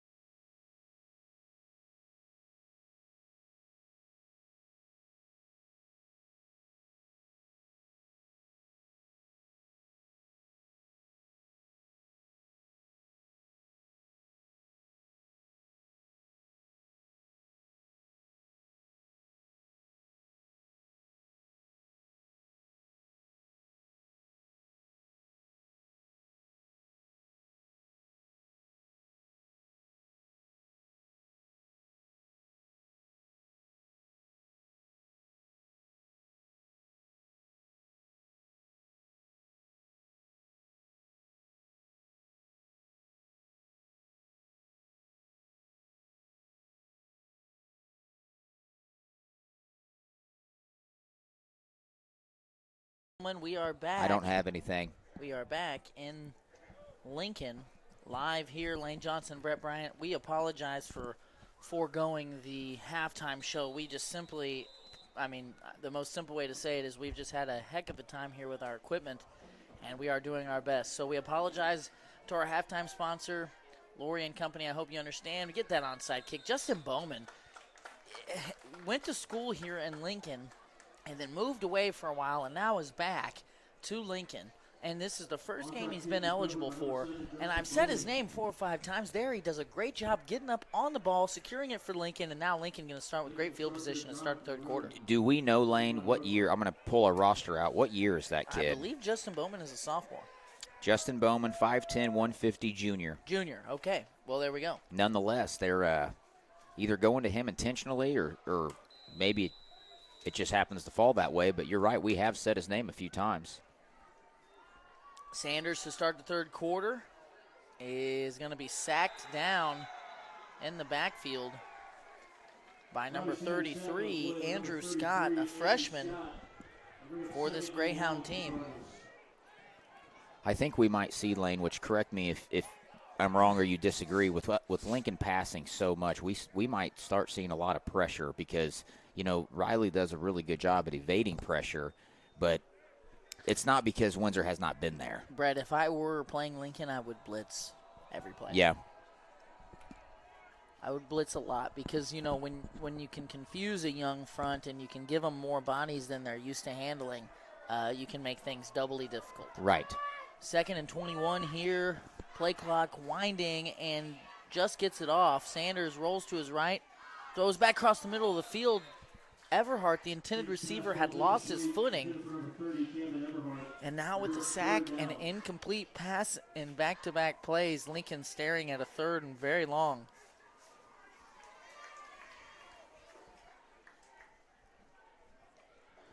I know what everyone's thinking at home on the lost footing. It's the turf. The turf has been a topic of discussion. Mm-hmm. Most definitely. A lot of places lately. You're not wrong.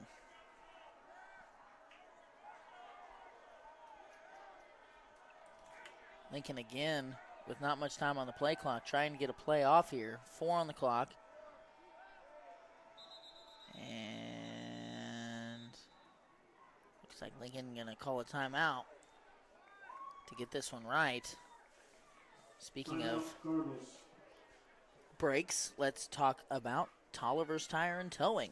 In need of tire or automotive repair? Perhaps you've been in an accident and need a tow? Try Tolliver's Tire and Towing.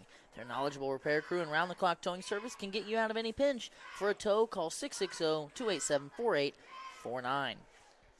We're also brought to you by State Fair Community College. This broadcast is presented in part by State Fair Community College. SFCC recently opened a new location at 292 South Highway 65 in Lincoln, Missouri to better reach students in our community. At State Fair Community College, high school athletes can extend their play in 15 competitive college team sports. Get recruited today at sfccmo.roadrunners.com. Folks at home, we apologize for the technical difficulties we've experienced today. We are trying. Sanders rolls out right, then rolls left and throws it while he's falling down, and that was almost a pick 6 there, Brett, as number 3 jumped that duck of a pass. Sanders was hit as he threw. And an obvious passing situation as well. Right. Almost an arm punt there, but that could have really been bad.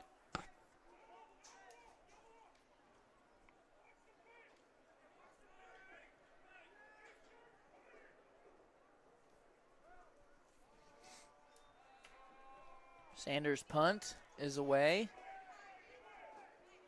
And not going to take a Lincoln bounce, that's for sure. Parrott going to down it at the 41.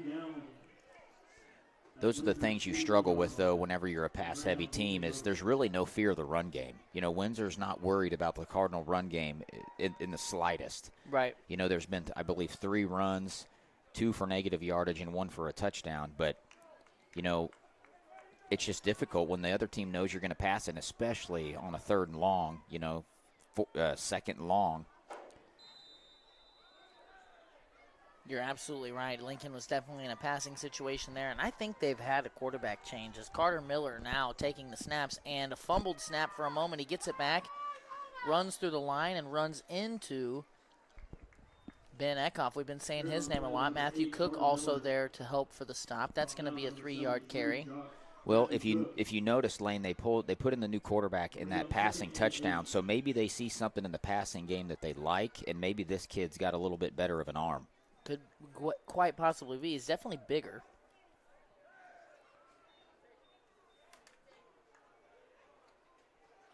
And he's going to give it up to Parker Craig. That mesh point not looking That's good. Lincoln. That's and Lincoln. Lincoln recovers, I think, Matthew Cook. No, that was Miles Harms who jumped on the ball. So a fumble recovery by the junior, and that new quarterback, Brett, could possibly be spelling trouble in the backfield for the Windsor Greyhounds, as that mesh looked a little unclean. And now can Lincoln capitalize on the field position here? They're going to start inside the 40.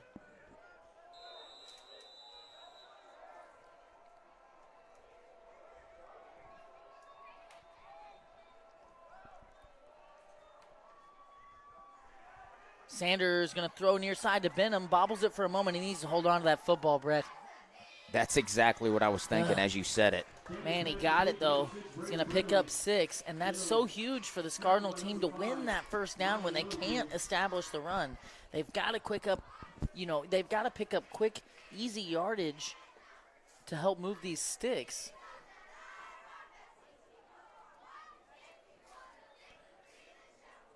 Benham has been the bell cow, if you will, in the receiving game.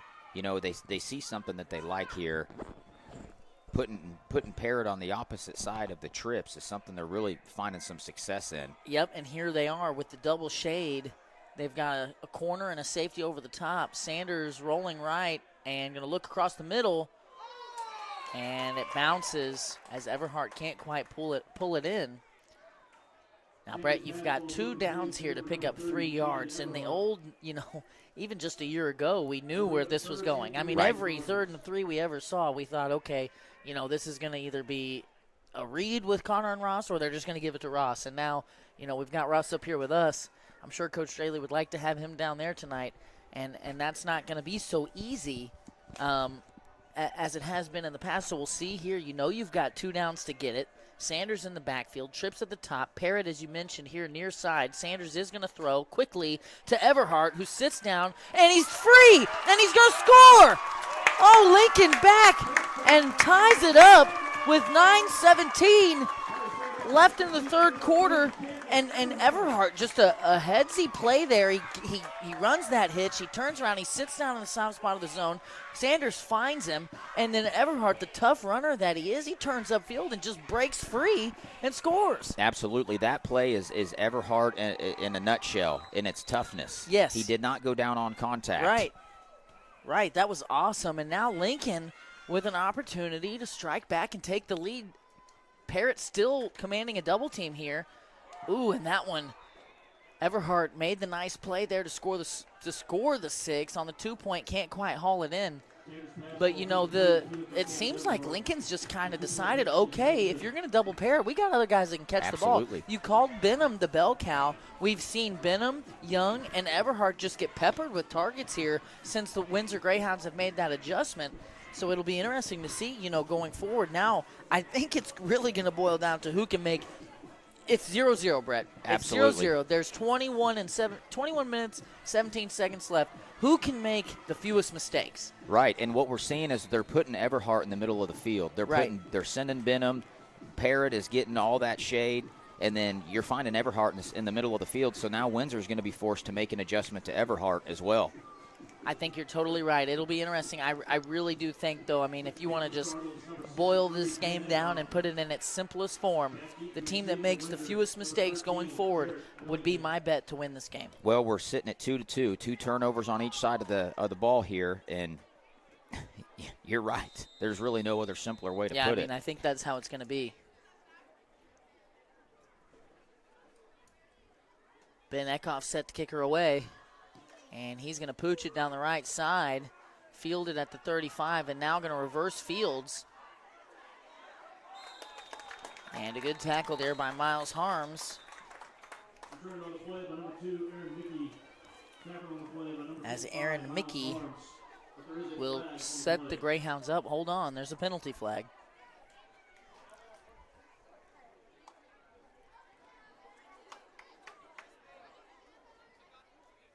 A little late there. They called a hold on the Greyhounds. Okay, well, if we want to keep, I'm going to keep a tally of mistakes. Okay, since we said that, we're gonna keep a tally, and we're gonna see who comes out on top and how the mistakes, kind of factor in there. That's the first mistake for Windsor here since we said that, and now they've just basically surrendered 10 yards to the Cardinals as they're going to start at their own 32. Tight set, that new quarterback in. And he's going to hand it up the middle to Craig. And good hard running. Spins out of a Parrott tackle, although Parrott hangs on and helps complete the play. Carried on the play by number 18, Parker Craig. Parker Craig's going to pick up 8. I wonder, do we see the starting quarterbacks from the Greyhounds on the field? Is he injured maybe? No, he's not injured. He played defense on that last possession. Reese Haney has apparently joined the coaching staff on the sideline. I don't see him out there. Number 6, he's not at wingback, tailback, or receiver. But he is playing defense. Craig up the middle again. And this is where it's going to be, tough because Everhart makes the tackle, but Craig, kind of walking around like he wants the Greyhounds to put the team on his back, so to say. Senior leader, played in the state championship game as a freshman, and now making his presence felt. And this was kind of the concern for Lincoln, Brett, is if a team decides, hey, we're just going to out-physical you, first of all, can they do it? I think that barrier for entry here is low for Lincoln compared to how it's been in years past. And not going to give it to Craig. Instead, going to get it out to the edge. Eckhoff's going to make the tackle, but not before the ball carrier, Chase Hampton, a sophomore, picks up 9. And so now Windsor back-to-back successful rushing plays. Well, and they're keeping you on your heels, Lane. They're going up the middle twice, and then they're running it to the outside, which is a really good move. And, that might be the game plan moving forward, and we still have to be cognizant of the pass. They still have that in their back pocket. For sure. Their MO for years has been misdirection, and here a little more of it. Counter. Cox has it. Good tackle by Parrott. Although I think that's going to be pretty close to a first down. They're going to call him short, and no, they're going to wave him on now. Okay, so that ball now at the 41 of the Cardinals, fresh set of downs for the Greyhounds. The Greyhounds saw Lincoln put 6 up on the board and now putting together a drive of their own. Cox up the middle and falls forward. Josh Kaufman there to help make the stop. Camden Everhart there as well. We're going to give him 4 there for Cox.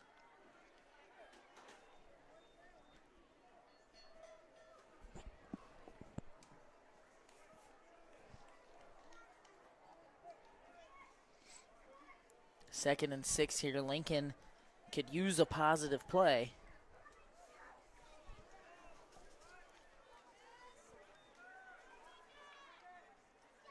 Up the middle for Craig, and great job. Ooh, Ben Eckhoff there at the point of attack. Craig got out of it. Eckhoff is going to get credit for the tackle. He had him at the line of scrimmage. Parker, just a tough runner, spins out of it and gains 2. So now 3rd and short. I will call that a win for Lincoln nonetheless. And again, Brett, I mean, I don't want to keep saying it, but at the same time I do. I love where Ben's at right now and what he's bringing to this Lincoln Cardinal defense.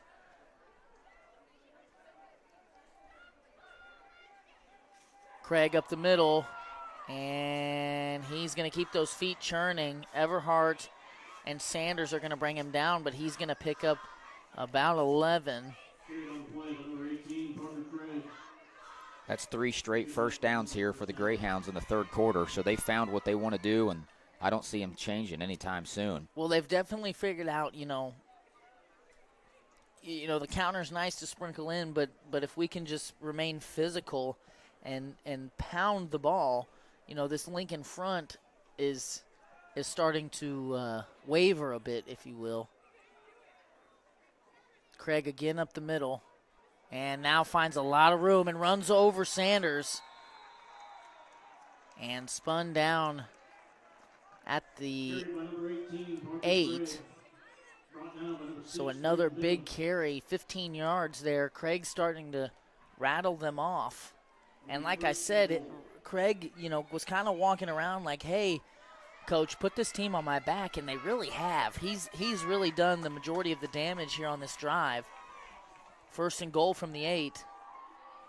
Cox in motion, and an encroachment on the hard count against Lincoln. So we're going to put a mistake in the Lincoln tally here, as on first and goal, Lincoln has surrendered 5 free yards. So Lane, does moving Eckhoff off the line of scrimmage there and moving him into a linebacker role, if you will, do you think about putting him back on the line to stop some of that penetration through the middle, or do you think you leave him where he's at? Well, they've been walking him up to the line a lot. I mean, he's linebacker in theory, but he's ending up on the line in a lot of cases. Now here, he's a couple yards off.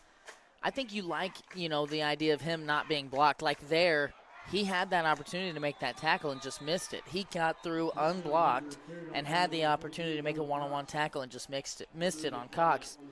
Now there is a flag.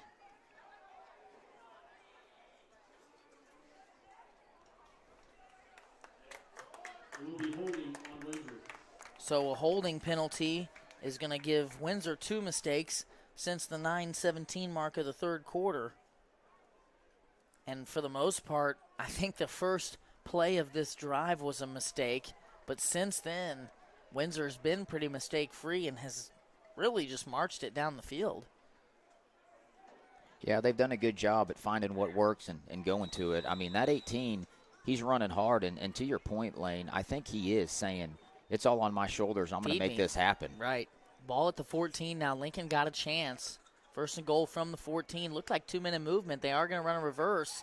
Cox breaks free, but he is going to be stopped after a gain of, we're going to call it 7. So second and goal from the 7.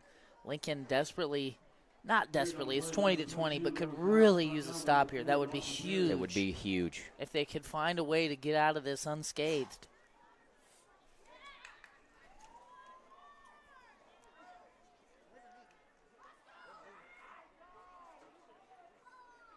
Man in motion, going to give it up the middle to Parker Craig, and he just barrels his way in.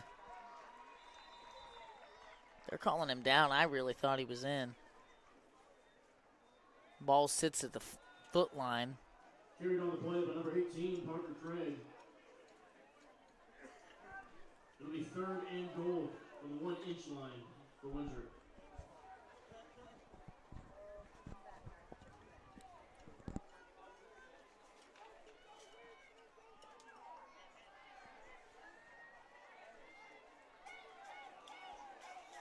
I can't imagine this going anywhere but Craig. It looks like the quarterback's going to keep that, but Brett, I hate to be that guy, but just about every play, they've got a back in the backfield that's moving before the snap of the ball. And it's not the guy in motion. Like, there's a guy in motion. That one, it was 18. He literally just like started to stand up before the ball was even snapped. And it's happening a lot.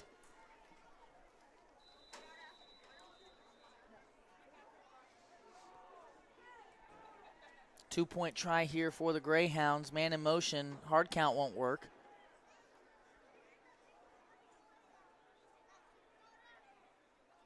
Now counter underneath the Cox, and he's going to walk in. Elijah Smith cannot make the play.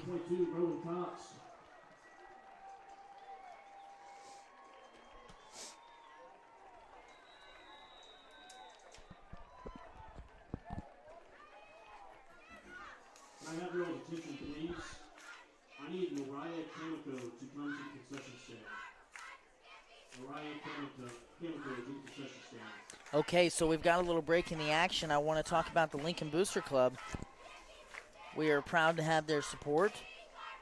If you haven't picked out your Lincoln Cardinal gear yet, be sure to reach out to the Lincoln Booster Club for all your Cardinal gear. Wearing Booster Club gear is another way to show the players and cheerleaders the support they deserve. The money raised from the Booster Club goes back into the athletic department to enhance their experience. Don't forget to pick up a program to help identify the kids out on the field or out on the court, and be sure to support those sponsors in our community that back the Boosters and Lincoln Athletics. We also appreciate support from WK's family of dealerships. WK, a name we all know, owned by a family we all grew up with, now open at 4 locations in Sedalia and Boonville, featuring a great inventory of Chevrolet, Ford, and Dodge vehicles, as well as high-quality used vehicles. At WK, they have combined their service department, collision department, and detailing department with a great variety of American-made vehicles to be the #1 stop in your search for a new vehicle.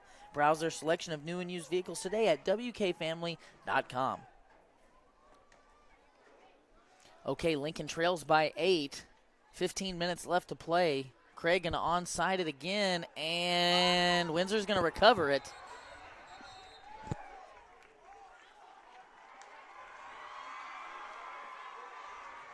And I think Coach Draley pleading that Windsor touched it early, but I really don't think they did, Brett. I think they touched it right about the 10-yard line, and then it bounced into Josh Kaufman. He was not able to pull it in. And that looked like a pretty clean onside kick, in my opinion.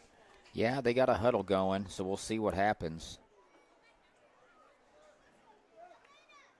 Looks like the call's going to no.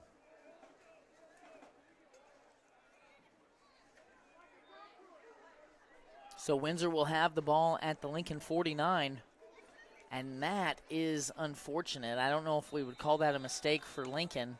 It sure feels like one, but maybe that's just execution by the Greyhounds. Little trickeration here. Quarterback's going to keep and roll, and he's going to get out of bounds after a gain of a couple. Forced out by Eckhoff.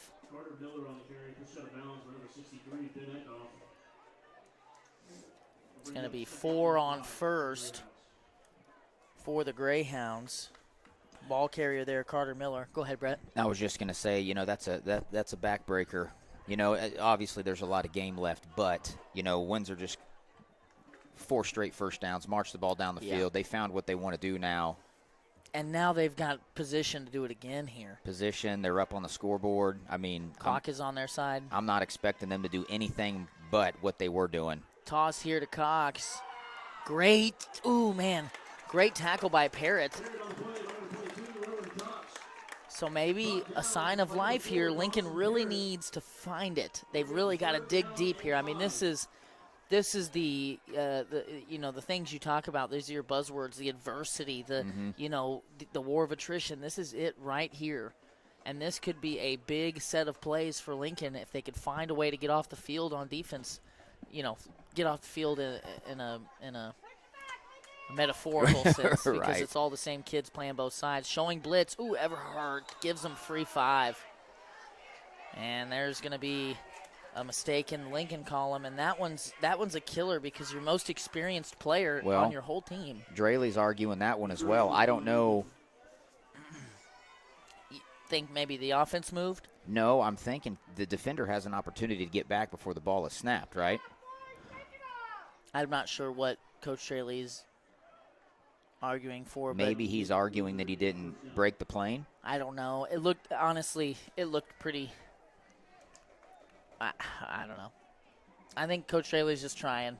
Yeah, well. You know what I mean? I think that one was pretty clearly offsides.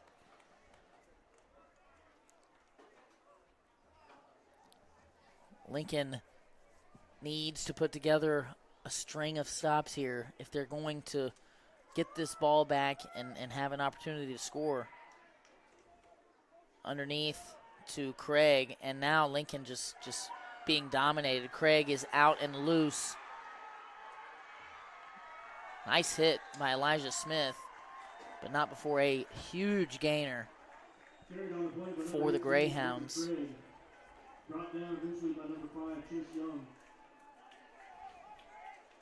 And that energy, that urgency that the Lincoln team had early in this game I don't know, Brett. There's just something I don't sense that anymore. I don't either. And I'm not sure, I'm not sure I sense it in the crowd, to be honest with you, Right. either. So I don't know, I don't know where to attribute that to. But now Windsor, ball inside the 15, and that looked like pretty clear false start. The left tackle moved as before the ball was being snapped.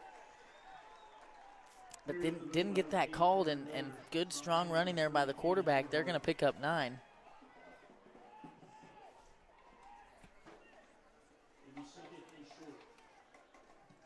Yeah, you look at body language, you look at intensity, you look at fight, the buzzwords you were just alluding to earlier. I'm not seeing any of that right now. There's still a lot of ball game left, and that's what the Cardinals need to understand is this game is far from over. I totally agree.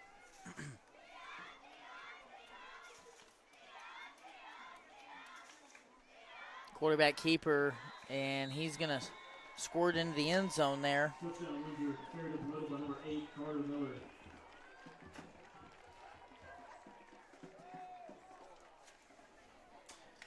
If we rewind, Lane, 1 week ago at Crest Ridge, about the same time, ball game about mid-third quarter, and then Crest Ridge really started breaking it open, and that's what I was talking about earlier in the broadcast about, war of attrition and stamina, and are these things leading to the outcome? Right. Well, it feels right now like Lincoln is running out of gas.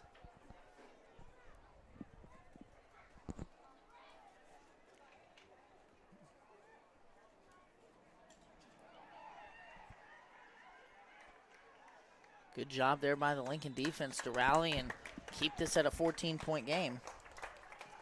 The 2-point attempt is no good.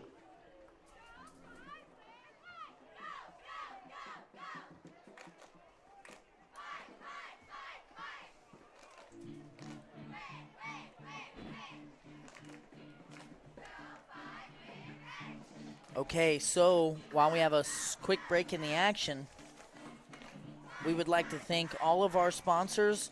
I want to get through the ad read that we missed at halftime. We got a great contribution from Johnson's Accounting, and they're our halftime sponsor. We missed them due to technical difficulties. We could not get back streaming in time to honor their halftime show. Johnson's Accounting and Tax Service LLC has been serving the Lincoln community and its surrounding area for over 55 years. Lori and her team offer monthly business services such as sales tax, payroll, preparation of financial statements, and much more. They can easily set up a new business or an LLC. Need a tax return? Johnson's Accounting handles personal, small business, partnership, and corporate returns. For Johnson's Accounting, no business is too large or too small. They can handle them all. So give them a call at 660-547-3332 and see what they can do for you. We appreciate them as well as all of our other sponsors. Lincoln trailing by 2 scores here with 12.5 minutes to play. And this time a pooch kick. Justin Bowman going to step up and field it at the 35, and he finds a crease. No, that's not Bowman. That's Everhart. That's Everhart. But a flag out could spell trouble. Lincoln looked like they were going to get the ball across midfield, and I don't like the positioning of this flag. Well, hold your horses. This may be against Windsor yet.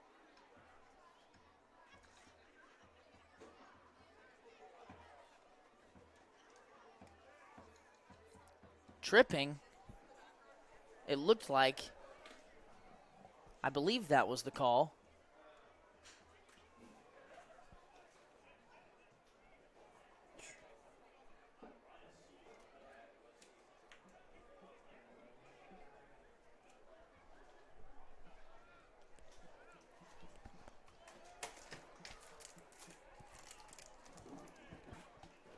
So I believe that is a tripping signal. So you actually take a great return from Everhart. You tack on 15 to it. And, Brett, I'm pounding the table. This game is not over.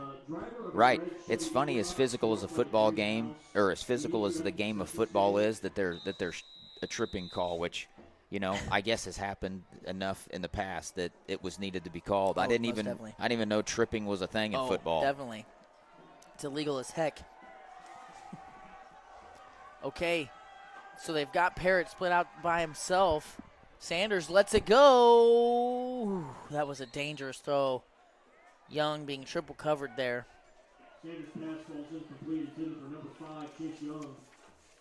Do we have an update, Lane, on Ashton Wolf? Is he going to be back this season? He is. I actually was talking to the staff today, and they are hopeful that he'll be ready to go here in a couple weeks when Lincoln takes on the Bluebirds. That's a huge addition. He's kind of a gadget guy you can plug in a lot of different places, and he stepped up and played a big role last year through some injuries, and Lincoln's got more help on the way. They recruited a few kids to play some football. I think they're going to be adding 3 to their roster. Sanders has Young. Nice catch. Sanders doing a good job, Young doing a good job just to kind of find a spot. That flag almost certainly has to be on the Greyhounds. To your point there, Brett, they did. They had a meeting earlier this week, and they just said, look, guys, we got 14, 15 guys that really want to play a football season, and you guys clearly have stated you don't want to play, but we've got guys in here that could help the team. We've got guys in here that could help us finish out the season. And there for a moment, we talked in the pregame about Lincoln trying to get off the schneid and get off the losing streak, but really, there was a point here this week where it was more about survival of the program, right? And fighting for that, and fighting to have a program, as the penalty is against the Greyhounds, and will move Lincoln even closer to pay dirt here. Did you catch what that penalty was? I didn't catch it. It looks like an unnecessary roughness, helmet to helmet. There is what I'm seeing. He did the helmet to helmet call. Now Parrott's going to play quarterback here on this play. Sanders is on the near side receiver spot, where Parrott normally plays. See how much different they're covering Sanders here. It may be interesting. They may actually throw this thing. They are. Oh, he thought about it. Now Parrott is going to just dink it over to Young, and he's got very close to the goal line there. Brett, that was the first thing I noticed when they swapped them. They've done that. They did that earlier, and they had Parrott on a quarterback keeper up the middle. But right there, you noticed where they'd been doubling Parrott when he was on the near side, and when it was Sanders, it was single coverage. And I noticed that immediately, and I really did think they might throw that thing back to him. Parrott clearly's got some chops in the backfield, because he was kind of running around like it was, recess or playtime, just trying to find somebody open downfield. He does. It's Young. They pick up a first, and now the ball is inside the 5-yard line. So we have life. We have a game here in Lincoln, Missouri, as the Cardinals are trying to claw back and make it a one-score game. And I need to update my tally. I believe I have 2 penalties that we're going to call mistakes against Windsor, that are going to kind of start to see a lopsided deal take place here when it comes to mistakes. Well, and we do have an update, Lane. I have been told that Wolf gets his pins out on Monday, and that's directly from the horse's mouth today. Okay. So I don't know if there's a layoff from the time you get your pins out to the time you can play, but I can't overstate how much of an impact Wolf is going to have on this team, both on the offensive side and the defensive side. Well, you're absolutely right. I mean, coming into the season, they're slotting him as a two-way starter. And so now, not having him at all, he's going to take over a spot on that offensive line, I would almost guarantee you, and he's going to take over a spot in that front on the defense. And it could be a Ben Eckhoff situation where, you have him see a little linebacker time just based on the bodies that you have. But, I mean, he's a guy that they can slot in and play on the D-line immediately. Absolutely, and he does a really good job. He's a big physical kid. Not big as in weight, but just a big, strong kid. Right. Sanders alone in the backfield, man in motion. He's going to roll to his right and just throw it away. Looked like that pass might have been intended for Johnny Logue down there on the sideline. Well, Johnny Logue is a surefire Hall of Famer. He's got hands. So if anybody's going to catch that and toe tap, it's Johnny Logue. I'll take your word for it.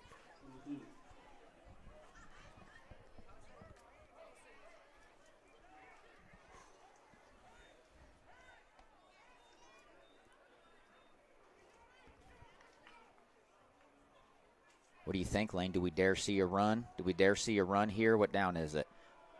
Can we do a trick run play? Second down. It's not looking like it. Empty backfield, 5 wide. Sanders rolling to his left, and ooh, my gosh. That was a dangerous throw. It looked like it might have gotten tipped or something the way it came out of his hand. I thought Sanders was going to keep that and just try to punch it in. I'd like to maybe see him keep one. You know, there's times where he gets real close to the line of scrimmage and then hauls off and throws it, and it's worked a couple times, and it's bit him in the butt a couple of times. This close to the goal line, you know, with 3 or 4 yards to go, and he's got length to him. I'd like to see him maybe think about running this in. I'm sure they're spying him. Oh, a bad snap. Sanders has it, though. He's rolling left, trying to make a play happen, running for his life. Throws it back across the middle, and ooh, good defense there by number 5. And unless their roster is incorrect, that's Millington, a freshman. And this Windsor team has a lot of freshmen out there getting time and playing roles. Now, a tough spot as Lincoln has 4th and goal to go from the 3. And you wonder, Brett, if Coach Straley wishes he had run the ball 1 or 2 times there to be a little closer. Another empty set, another bad snap. Sanders, oh, man, Benham hit him right in the breadbasket. Yeah, that's one you want back. And now a flag. Sanders' pass falls incomplete to number 6, Braden Benham. There'll be a turnover on downs. There's also a flag on the field.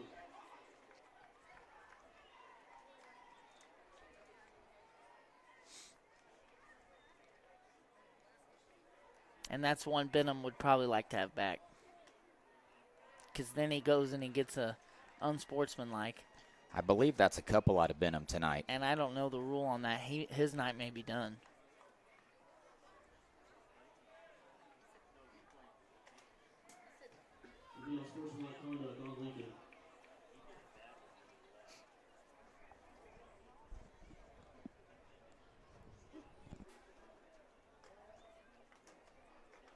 So now instead of having, you know, Windsor pinned inside the 3, now you've given them 15 yards to breathe here.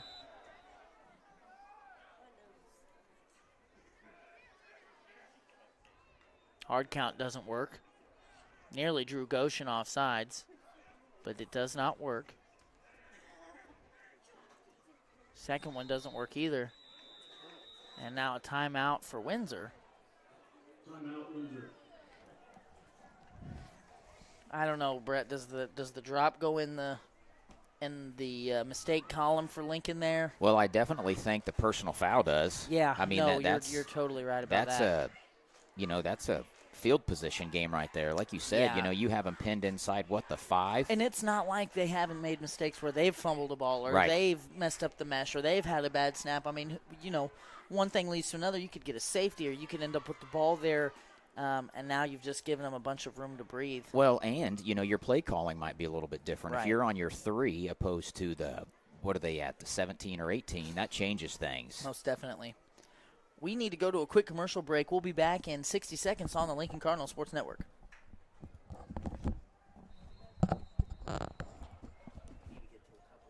Tonight's broadcast is presented by Reese Nichols Golden Key Realty. Reese Nichols Golden Key Realty has 14 real estate agents with 275 combined years of real estate experience. Luke and his team are not only experienced, but extremely knowledgeable when it comes to listing your property or helping you find the perfect home. If you're looking to buy a home, commercial property, or land, look no further than Reese Nichols Golden Key Realty. The Greyhounds here are going to hand off, and a big old hole opened up there by the Greyhounds line. I'm going to go out on a limb, Lane, and say we're going to see a lot of running. You got the score on your side. Time is on your side. You want to keep that clock running. This is no time that Windsor's going to try to be fancy. Nope, you're absolutely right. And they picked up 6 on first down, so we know what that means. They won first. Now they've got their entire playbook at their disposal here on second down. Up the middle to Craig. Eckhoff makes the play. I think Benham was disqualified, Brett. because he's over here. He just put his helmet back on, but I think, unless Draylee's trying to teach a lesson, which is possible here, I think we would see him out there. But he's just kind of back behind. So I think that the 2 personal fouls have ended his night. Another player, Lane, that I forgot about, Xavier. I'm not familiar with his last name, but Xavier Smith played last year as well. Mm-hmm. And he's come back out. He's come back out, and that's another guy you can plug in at corner, maybe some safety. Oh, yeah, definitely. Xavier could have been on this field if he'd played all year. There's no doubt in my mind. And now good running from Cox. He's going to pick up 10 and move the chains. Carried on the play by number 22, Rowan Cox. Brought down by number 51, Larry Roberts.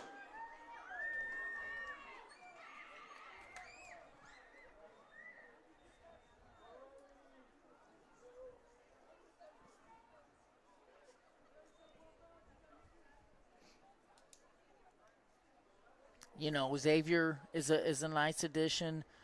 You've got a couple of sophomores here, and Cade Rutherford and Xander Cole. Good sophomore kids that could, start to play a role here down the way. Cox, nice moves, makes a couple guys miss, and then just tripped up by Young. Some shifty moving, and again, just I hate being critical of the kids out here, but Lincoln just really doing a poor job tackling. I mean, Cox is a nice runner, right? But he's not. He's not a world beater. I mean, again, I'm not trying to disparage the freshman. He's doing a great job for the Greyhounds. I mean, he's just gashing Lincoln. He is good. He runs hard, but he's making us look silly at times. Absolutely. I mean, we're whiffing bad. Well, that's been something that's been happening throughout the course of the season. And that's Young. That's not playing a lot of varsity football, as Miles Harms makes a good play there. But those plays, that you finish that play, and I want to preface this. These Lincoln boys are fighting, and I'm very, very proud to sit here right now and have been as competitive of a game as it's been.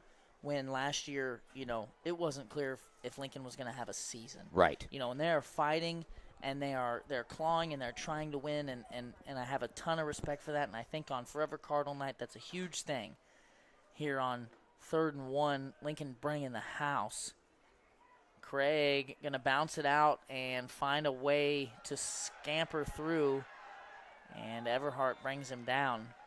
But like that play, that's a backbreaker there for the Lincoln Cardinals. But the play before that, you get the ball carrier near the line of scrimmage, and you can tell just Lincoln's physicality and the way they finish a play. A lot of arm tackles and kind of pushing down and not necessarily wrapping up, driving through, riding to the ground and the types of things that a physical team does. And I think Windsor just did more of those physical things here. You see them blowing people off the line. The guys they're giving the ball are able to run between lanes, and Lincoln just not really able to stifle that much here in the second half. Basically, once Windsor decided, hey, we're going to line it up. We're not getting fancy anymore. We're just going to line it up and smash mouth it. Really since they made that change, Lincoln has struggled. Well, and it shows in the stat sheet too, Lane. Windsor had 6 first downs in the first half, and they now have 9 in the second half. And we still got 8.5 minutes to go. I mean, and it shows. I mean, they've went to a physical brand of football because they've seen that it works. And, why go away from something that's working? Okay, well, we're going to go to a quick commercial break. We'll be back here in 30 seconds after a word from our sponsors. Us here at Spooky Bear Media would like to give a huge thanks to Johnson's Accounting for making this broadcast and others like it possible. Johnson's Accounting and Tax Service LLC has been serving the Lincoln community and its surrounding area for over 55 years. Lori and her team offer monthly business services such as sales tax, payroll, preparation of financial statements, and much more. They can easily set up a new business or an LLC.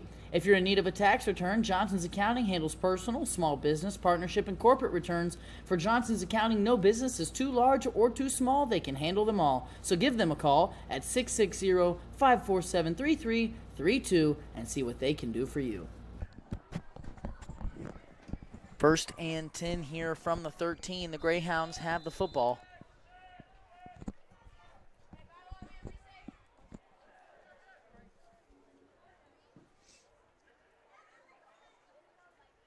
Windsor gives it up the middle to Parker Craig, and he's going to score. Touchdown Windsor. Here on the play, number 18, Parker Craig. And Brett, I think that's probably the nail in the coffin there. Yep, I think you're right. Good hard running by Parker Craig was really the story of the second half, as he really put the Greyhound offense on his back and did the majority of the damage. Now that offensive line flipped the script a little bit too for the Greyhounds and just started to get more physical. As we've got another timeout on the field, we're going to take this opportunity to go to another quick break. Stay with us. We'll be back shortly.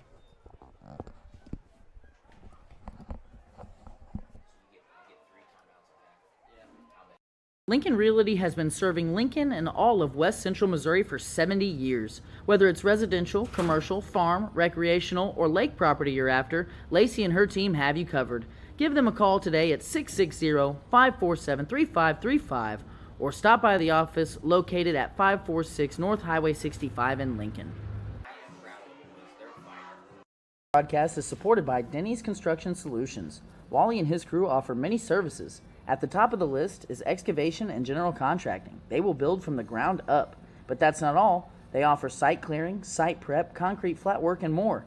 If you've got a problem that could require a skid steer, excavator, or jackhammer, Denny's Construction has the solution. Call them today at 660-596. Windsor appears to be practicing their point after. Ooh, fumbled snap. Quarterback picks it up, and he's going to throw it now. And just a broken play. That snap looked to hit the center in the rear and did not make it back to the placeholder. So while we await the next kickoff, we're going to go to another quick break. We'll be back shortly. Crossroads Saloon in Cole Camp, Missouri is proud to support the local athletic programs. Crossroads Saloon is a great place to watch the game, catch up with old friends, enjoy some live music, or take part in one of their popular karaoke nights. They're now offering a few select air-fried items to complement their pizzas.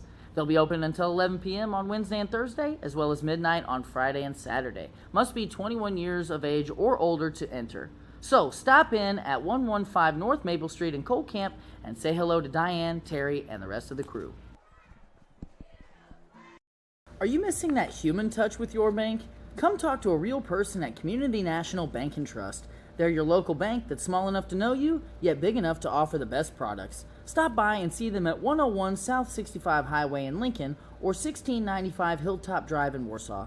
Your community, your bank, your relationship. Community National Bank and Trust. Member FDIC, Equal Housing Lender. Lincoln Realty has been serving Lincoln and all of West Central Missouri for 70 years. Whether it's residential, commercial, farm, recreational, or lake property you're after, Lacey and her team have you covered. Give them a call today at 660-547-3535 or stop by the office located at 546 North Highway 65 in Lincoln. Premier Automotive is proud to support Lincoln Athletics. Since 1993, Premier Automotive has been serving Central Missouri and the surrounding areas. Windsor set to kick off here, and a poocher to Bowman, and he's going to go down at the 45. Recovered by number 7, Justin Bowman. They will start their drive from their own 45-yard line. Another thing we haven't talked about, Lane, is Anthony Schrader. Do we have a timetable on him? I think his season's over. Is it? That was my understanding. I don't know for sure. You know, I haven't talked to his family or anything, but the last thing I had heard was that he was going to be having surgery soon. Okay.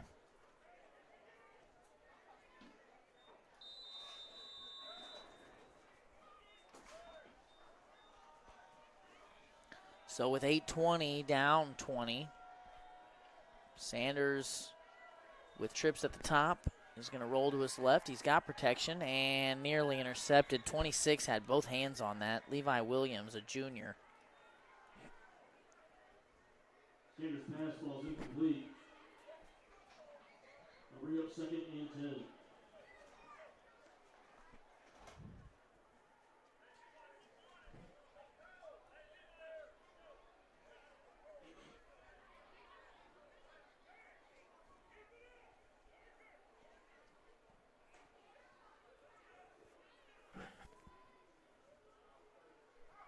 Play clock at 10. Lincoln needs to get on the ball here. Lincoln going to have to call a timeout. Timeout, Lincoln.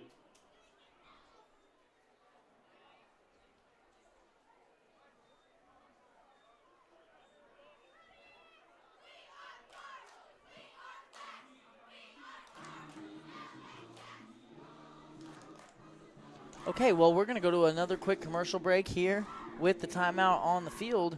We'll be back shortly on the Lincoln Cardinal Sports Network. Bears Shirt Shack is a one-stop shop and apparel brand that has one goal in mind: to bring your vision to life. Commissioning custom printing shouldn't be hard. Make it easy at Spooky Bears Shirt Shack. Located just south of Lincoln on 65 Highway, stop in, visit their page on Facebook, or give them a call at 660-776-2021. You know where we're at. Gallo Supply is your local solution for all household and industrial cleaning supplies. From can liners to soaps to copying or toilet paper, Gallo Supply has what you need. Brett at Gallo can provide a friendly and personal touch that other larger companies just can't. He can ship directly to your door when you order using their fast and easy website, so whether you're in blockers and 3 receivers, that's just their 7 blockers here. Actually, Everhart's going to go out. Oh, Sanders just did not see that weak side rush. And that Greyhounds defense converges on him. I think, Brett, you know, they brought 4 guys, and that got home against 6 blockers. Yep.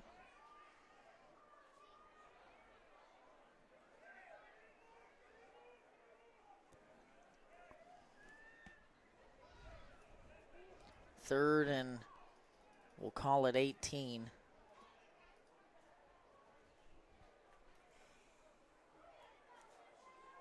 Let's call it 19. Sanders 5 on the clock.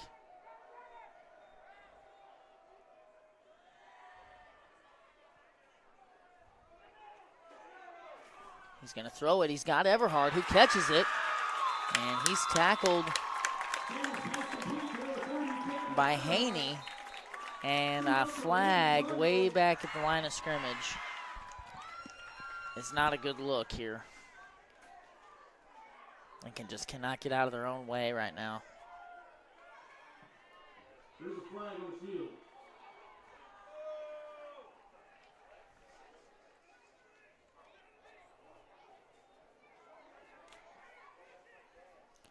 Probably had 2 guys moving at the snap, or didn't have the right amount of guys on the line of scrimmage. Which, with the way they're moving guys around, that can be kind of hard to make sure that everybody's on the line when they need to be. False start on the Cardinals.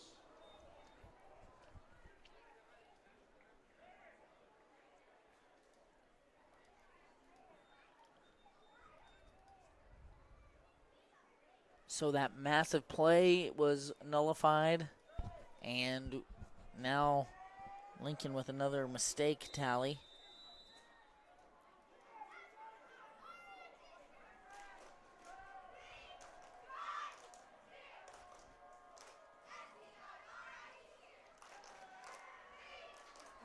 Little chair route here. Sanders just, there's a face mask. Sanders sacked on the play by number 52, Josh Waller. But there's a flag on the field. Parrott had a chair route here and really just no opportunity to get open. Just multiple defenders all around him. Yeah, they've definitely watched film on Parrott, that's for sure. There'll be a face mask on Windsor. Sanders and Parrott visibly gassed right now. You got a third and manageable here. Absolutely. You Third got and 9, clock's not running. something you can do here. It's just, I think, when you get to the defensive side, I'm not sure Lincoln has what it takes to stop this rushing attack right now. Coach Straley looking like possibly just drawing something up here.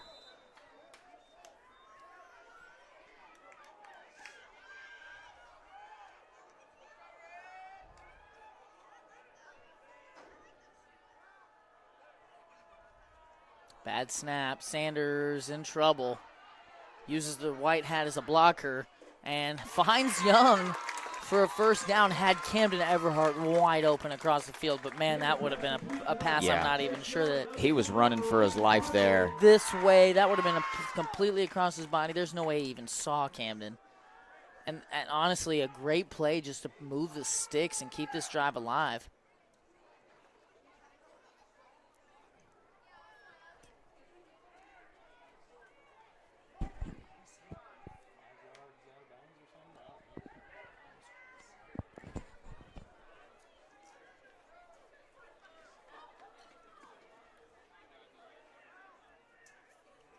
Another bad snap. Sanders can't corral it, and neither could Matthew Cook there. I think that's going to be Windsor Greyhound football.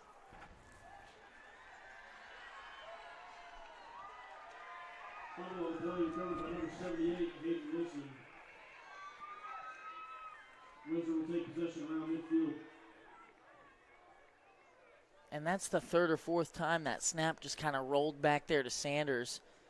Several times he dug it out of the ground like a shortstop and just made do. That time he kind of got spun around and it bounced off the back of his foot and just was not able to do anything with it.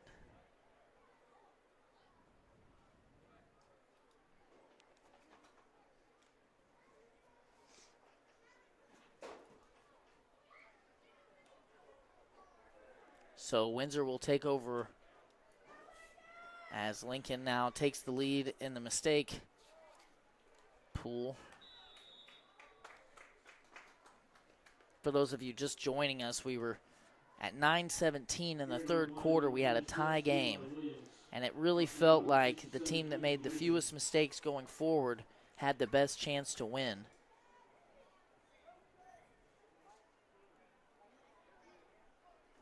So far, that's bared out to be true.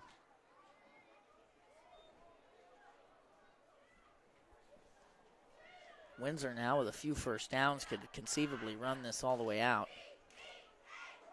Counter here, two hands on the football. Good tackle there by Ben Eckhoff, but just a lot of these Ben Eckhoff tackles now are happening, in the backfield. Right. Instead of near the line of scrimmage. Third and short for the Greyhounds.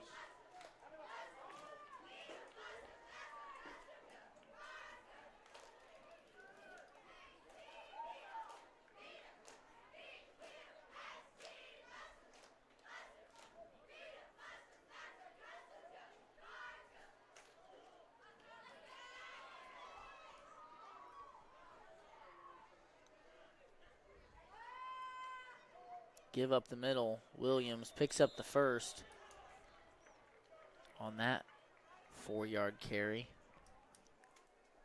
Carried on play by number 26, Levi Williams. Brought down by number 63, Ben Eckhoff.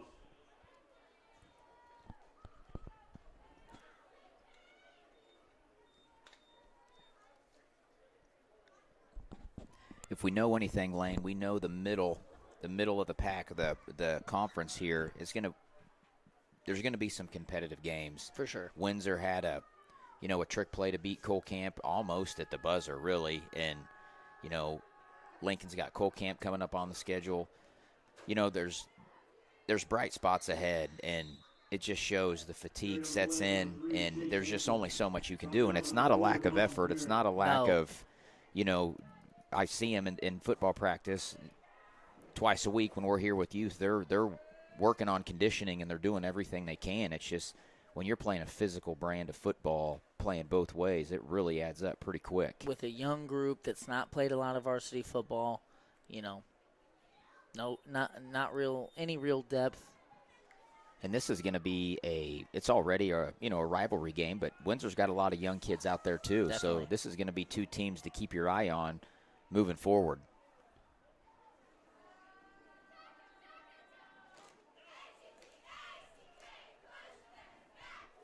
Miles Harms with the stop.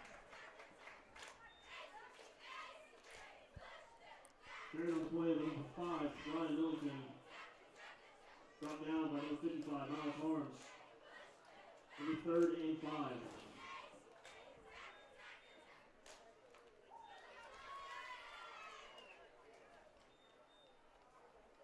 And Windsor has pulled Parker Craig and are now down to a different quarterback here. The third one we've seen tonight. This is Ryan Millington. And he scampers around. He's going to be close to a first down. It looked like Lincoln might have had him walled off. He got through, and that's going to be very close.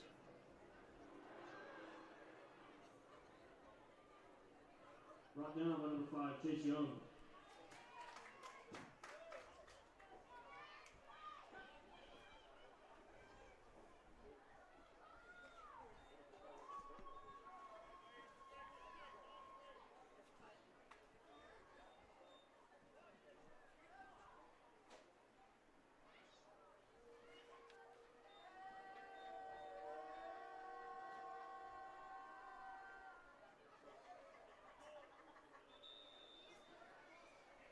And they're able to pick up the fourth down.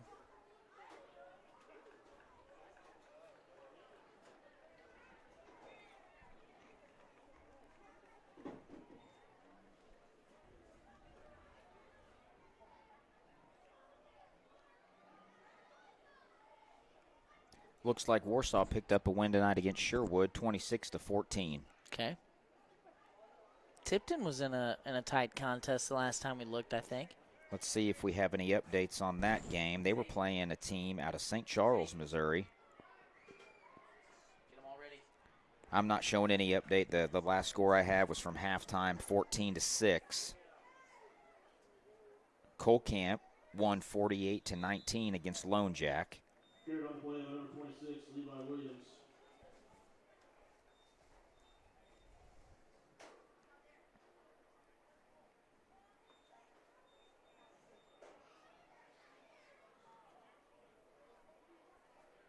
Do we have anything from the Lincoln statistician?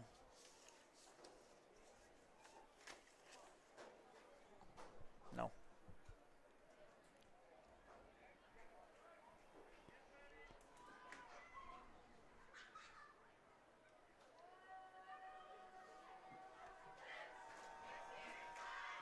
So Windsor is going to take a knee, and that is going to conclude the game as there is a 1 second difference in the game clock and play clock.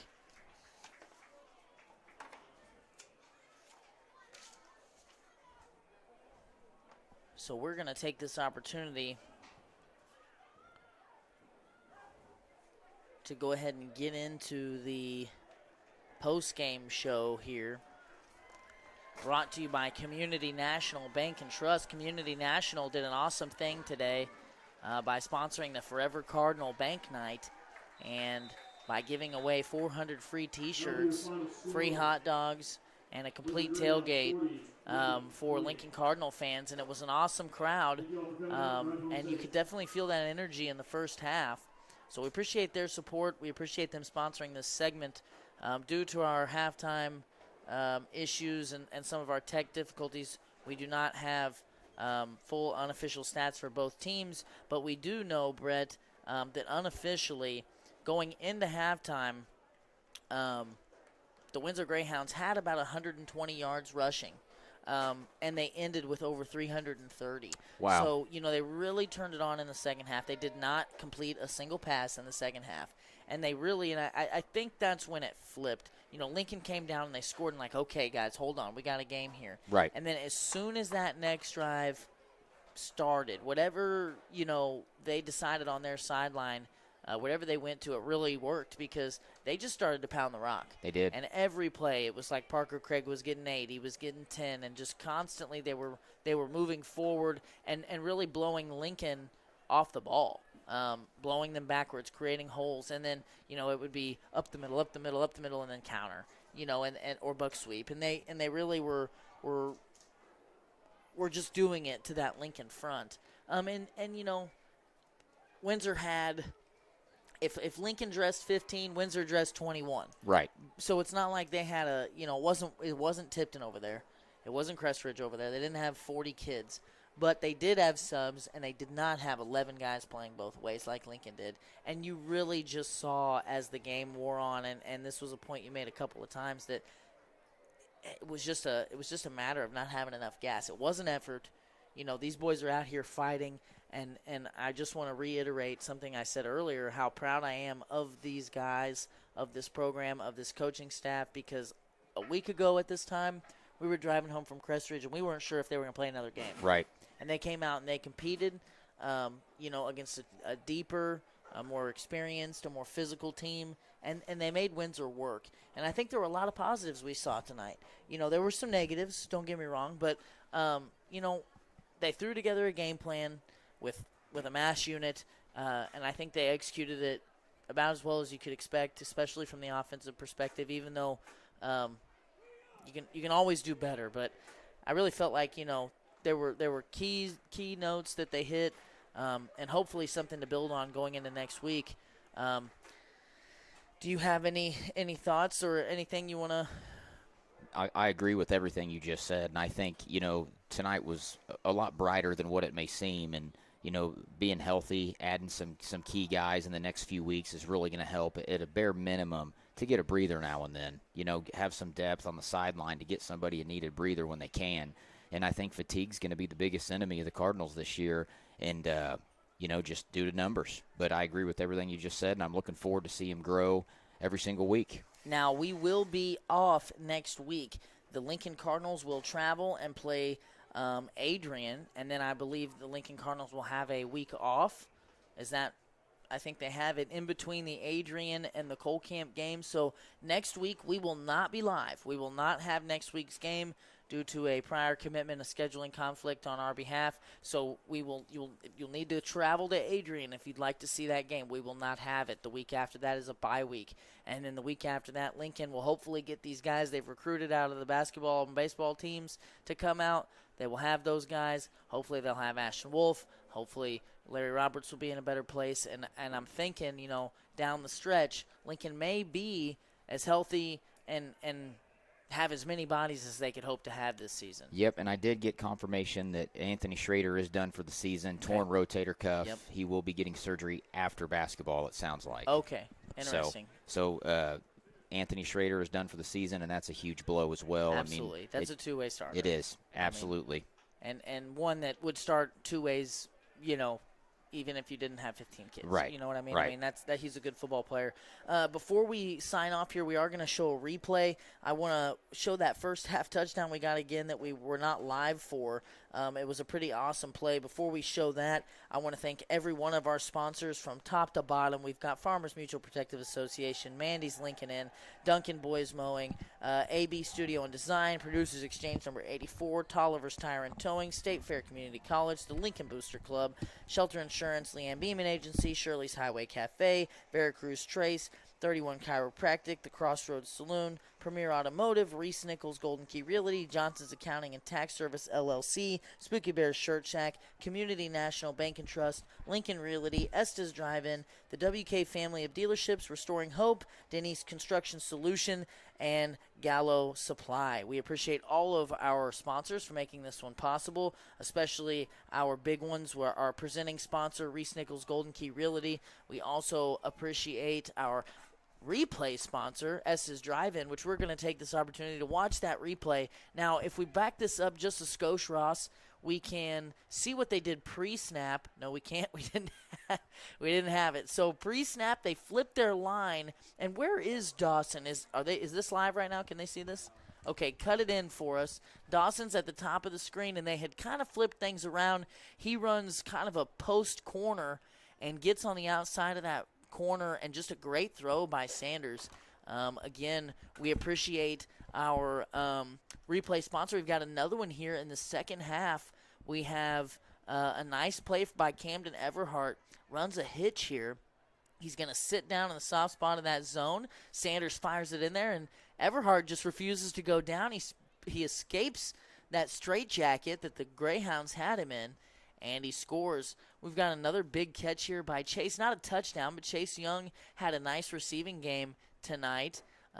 You'll see him here at the bottom of your screen. And Sanders rolls out, finds him in stride, and fights his way all the way to the 2-yard line. Now that one, I believe, Lincoln scored a couple plays later. There was an instance, though, where Lincoln, I think by on a catch by Young, set up great field position and then ran 4 plays and was not able to get into the end zone. And, before we go, any updates on that mistake tracker? Lincoln did end up committing more mistakes down the stretch than Windsor, but it was pretty close. Honestly, I would say it was less so the mistakes because of how close it was, and more so just the lack of physicality and inability to tackle. I think that was really – Windsor just kind of said, put on your big boy pants and let's grind it out. So, well, I'm Lane Johnson signing off for Brett Bryant, Ross Johnson, Zayden Cole, our statistician. We appreciate all of the help that they've given us on tonight's broadcast. We will see you in a couple of weeks when the Lincoln Cardinals face the Cole Camp Bluebirds. Good night, folks. We'll see you on the next one.